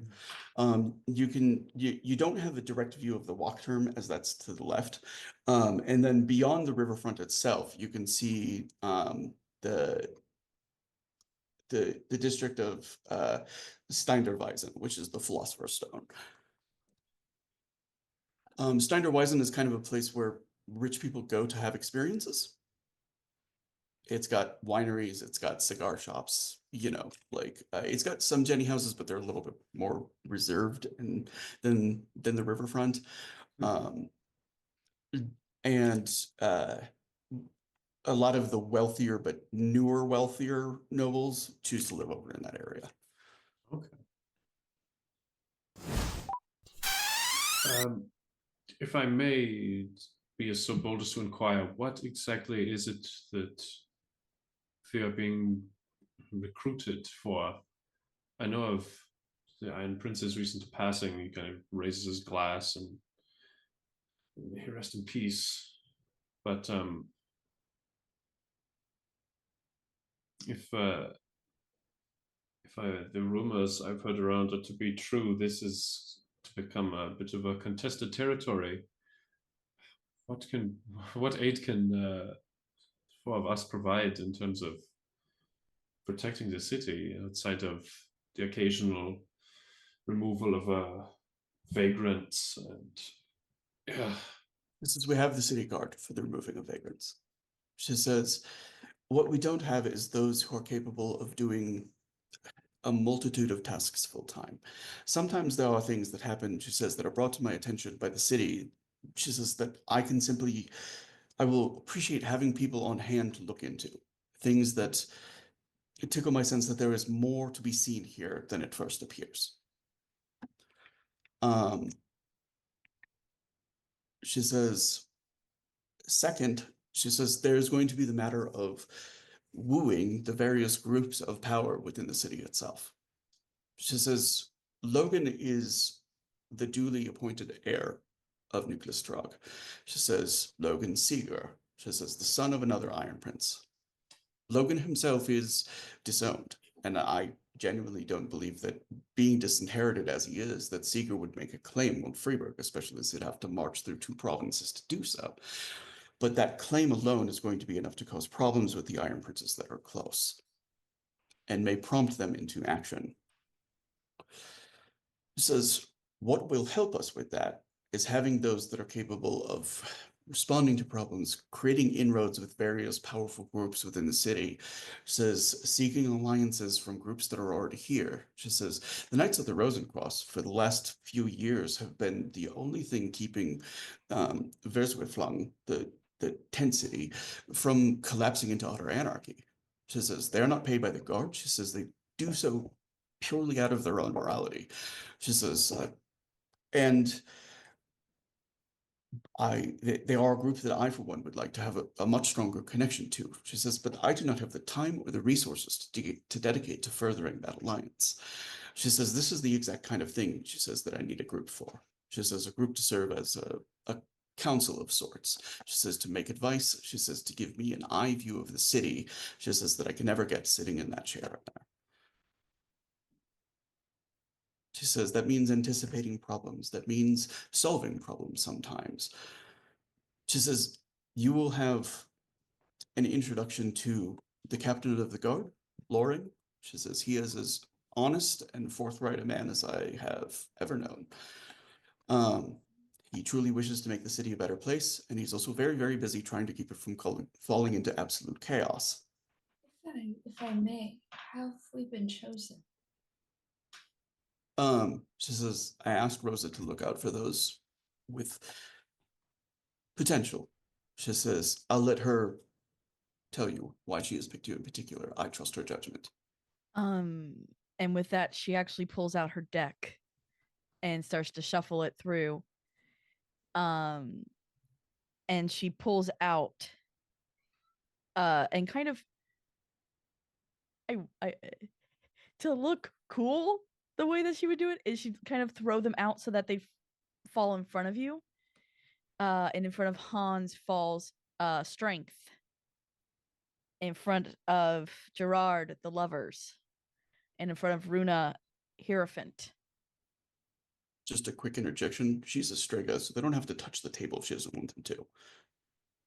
Okay. If she wants to make it clear that she has abilities, they can simply hover in front of them. Yep, perfect. Yes, please. That doesn't require a roll. It's just fun. I'm a Strega stuff. Yep. Something new every day. Oh my God. Interesting. I have no idea what this means. Yes, I'd love to learn more. that is proof enough for me that you know what you're doing.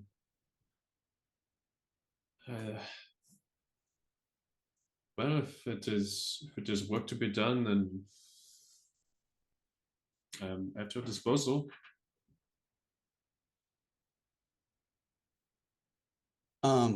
So I believe the only one who had additional questions was going to be Rosa, right? The only one who rolled them.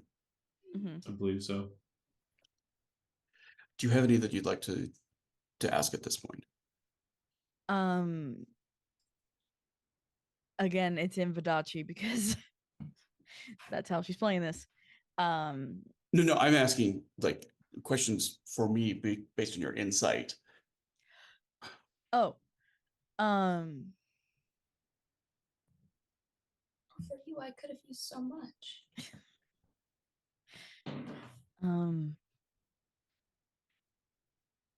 Yeah, no, she doesn't have any other questions, even with her insight.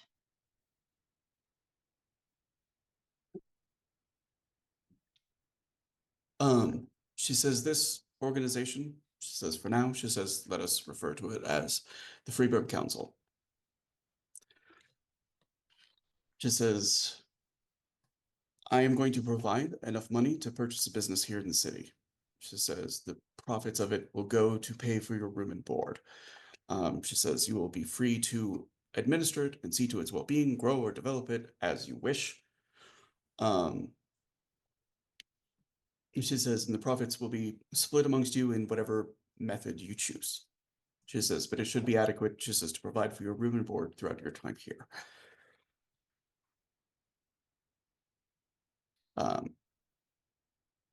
Oh, She, is the nature of this council meant to be a more secretive endeavor? Are we to not flaunt our authority, but are we to make it clear that we have some special permissions in some cases? that is your choice to make. She Very well. says there are advantages to being clandestine. She says there are also advantages to having a reputation for helping people. Indeed. She says it is up to you to decide which is more in your favor. She says, and more in line with your own talents.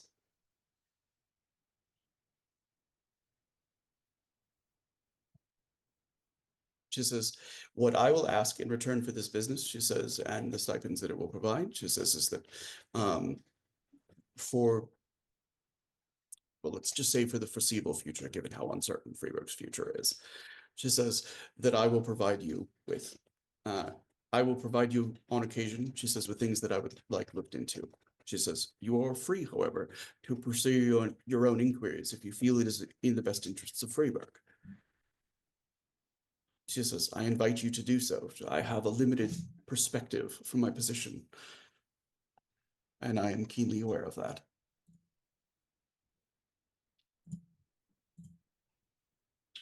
Runa is thinking about her vision over and over again, but hesitant to bring it up because she feels that she'll sound insane.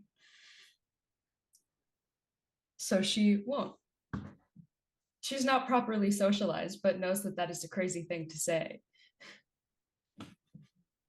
Fair. Even though you just saw somebody float cards in front of your face. You saw me heal a nearly dead man. But still, I digress. I think it's, do you think it's Sha- fair to say that like Rosa might be able to see that she's chewing on something that she's afraid to say, or that somebody else might be able to say that?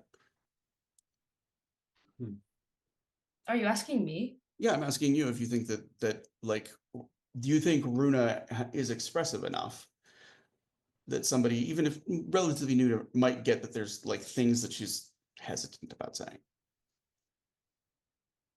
It's subtle, I'm but willing to it have it could be a be roll if picked you up want. on. Okay. Let's do If this as with someone perceptive enough. okay, let's do this as a roll of like wits plus I'm gonna say that appropriate specialty for Runa would be anything like warrior related because she's been raised in that culture. So like strategist would be fine. And or noble because the Vestin are the noble of their culture. Against her panache, ×5 + 5. Huh? Okay, so here I'll help you. What's your Thanks. panache? 2. 2 times So 5 that's is a 10 base plus target 5. number of 15. Okay. What were you trying to say, Shadow? Oh, I'm going to wait till we get back into role play because it's something that Gerard is going to bring up. So do I do my roll to keep to? You're not rolling. Anybody Oh, who wants to see it okay. on you is rolling. Ah, okay. So we've set the DC is that 15 Yes. for the target, I suppose. All right. In terms of like reading micro movements, think I could throw keen senses on this, or should I stick with strategist? Stick with strategist. 16. Gotcha. Nice. Okay. So that's again. It's fine. I didn't expect that noise to come out. No, It's okay. 2 people read it. 1 insanely well. Gerard is like, welcome to the court. All right. Yeah, both of you have a clear sense that Runa is chewing on something and not ready to share it yet. First, I'll go to what I was originally going to ask. Mademoiselle, I do have a concern that getting us involved in this is getting us involved in ice and politics. Undoubtedly so. And there are risks to be borne with that, as there are risks every day on the streets of Freiburg. she makes a fair point. And Mademoiselle Runa, Hmm. you look concerned. Um, just a lot of talk about the state of Freeburg, I guess.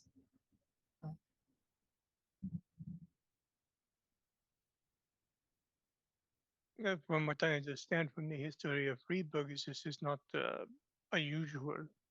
Simply that we are here during this transition of power. Um, I'm not too. You have to talk about louder. You can't hear me in your headphones. I'm.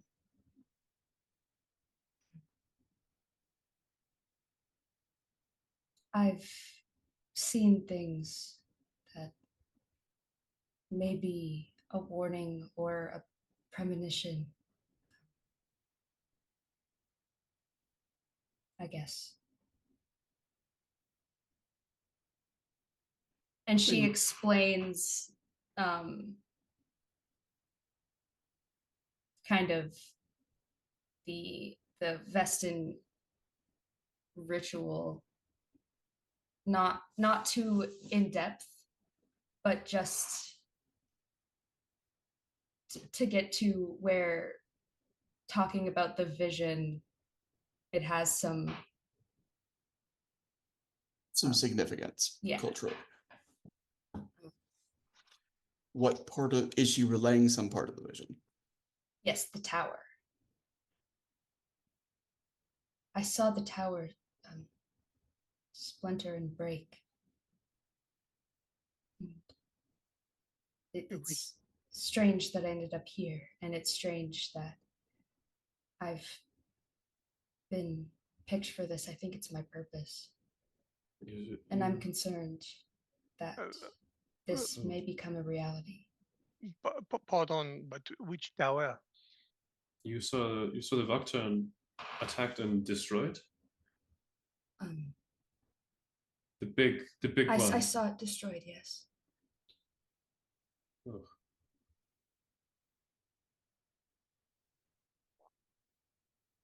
I don't much know how to explain it, but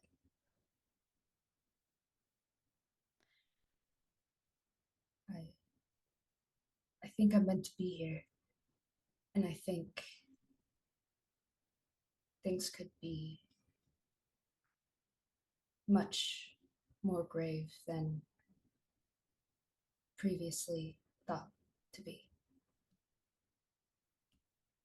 What,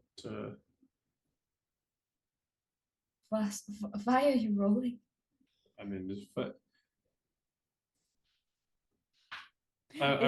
I would pretend to agree with you on the grounds of your story and vision alone. The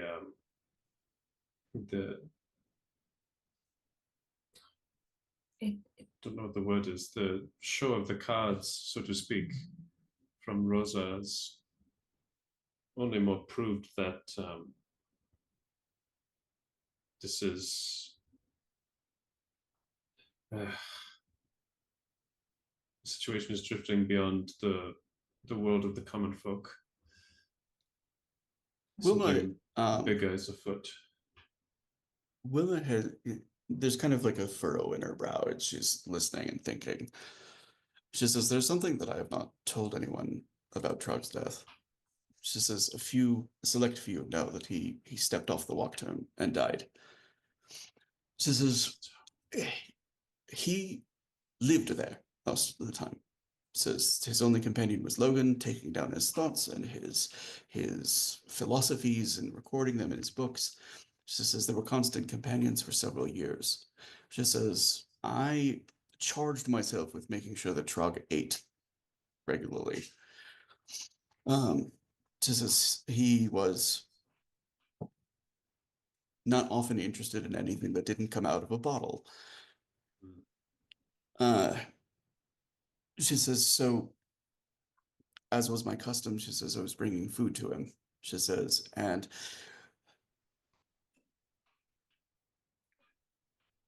I normally take stairs all the way up to the Wachtturm. She says, it's exercise, it's necessary, she says, and I find it is very useful, she says, in organizing my thoughts. She says, my reactions to the day that I've had, she says, it's a time period where I can be alone because for some reason nobody wants to go with me when I climb that. She points to the gigantic tower, right? She says, as I was approaching the top, she says, I heard an argument. She says, which I thought was unusual, she says, because it was late enough that Logan was usually home in bed by this point. She says, and then I realized I was hearing only half of an argument. I was hearing Nicholas himself. She says, and right as I got to the door, she says, and pushed it open, she says, I saw two men standing at the top of the tower. She says, one was Trog. She says, and the other was an old, wizened man with a staff. She says, a hood pulled up over, she says, ancient and weathered. She says, I've never seen him before, she says, but I've seen 100 men like him in the Flung. She says, Did he have a long white beard by chance? she nods. She says, and then I spoke. She says, I began to ask him who he was. She says, and he was gone. That I don't mean that he stepped away. I don't mean that he jumped. I mean that he was simply there one moment and then he was not. And then Trog leapt over the side. that man was in my vision as well. That these visions are a rite of passage. I don't know how to interpret it, but it's starting to make sense to me why I ended up here, despite the means of which I did. Which is, I don't fully remember. Says, that might have been a very long-winded way of saying that I believe you when you say that you think that there are things afoot in the city. Says, I, for one, she says, would very much like to have the group of you looking into those things. Says, strange and more conventional plots to undermine or overthrow the city. The vision is the last thing I remember before I ended up here. The last thing I saw was that man. That man touched me, and it was only a vision. I don't have any answers on that. I know nothing of I'm magic. not asking for answers. Sorry. Things are. She kind of smiles and she says, I wish I could help. And if it falls into my purview to help, if there's somebody who arrives here in the city or at the court, she says, that can offer assistance, I will be happy to make inquiries on your behalf.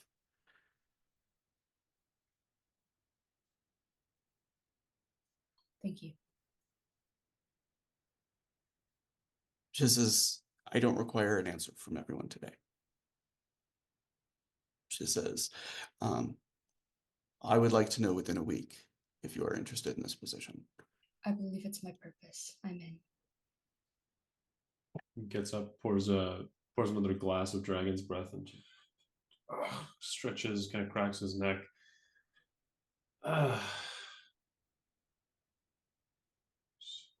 It is my own perceived duty to serve the homeland, and this city has been my homeland for the better part of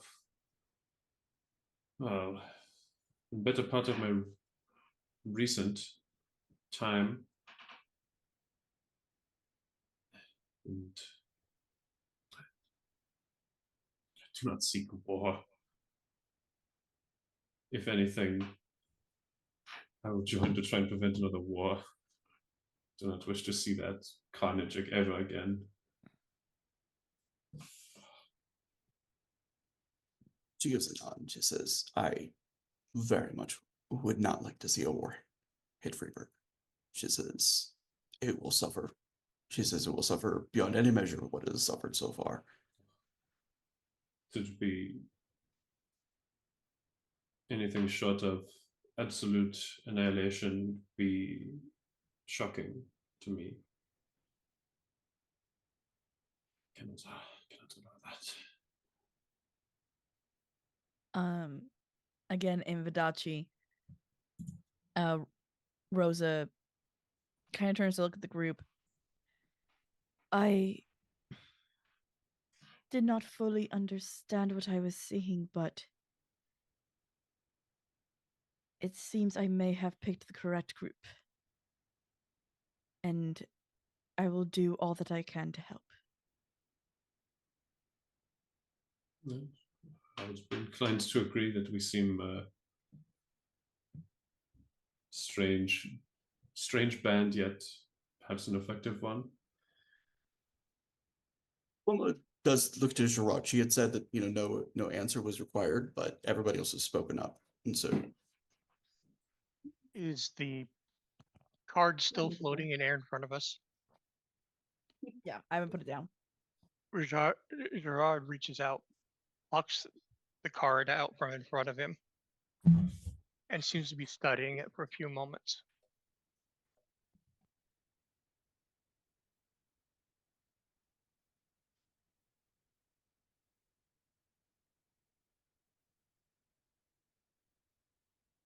A war in Asian will disrupt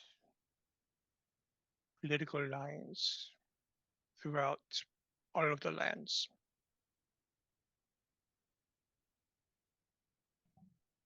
But there's one I have to ask permission from first. And he hands the card back to Rosa.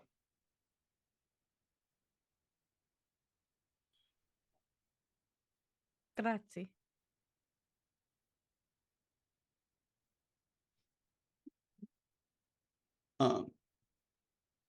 And Wilma nods and respects the answer.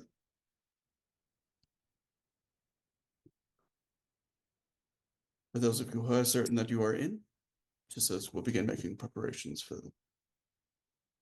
the business and the suitable arrangements in the Hall of Records.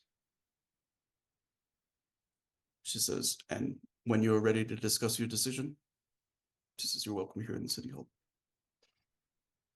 Merci.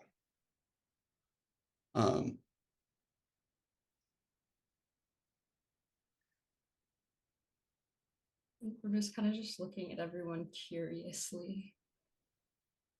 She hasn't really socialized in a long time.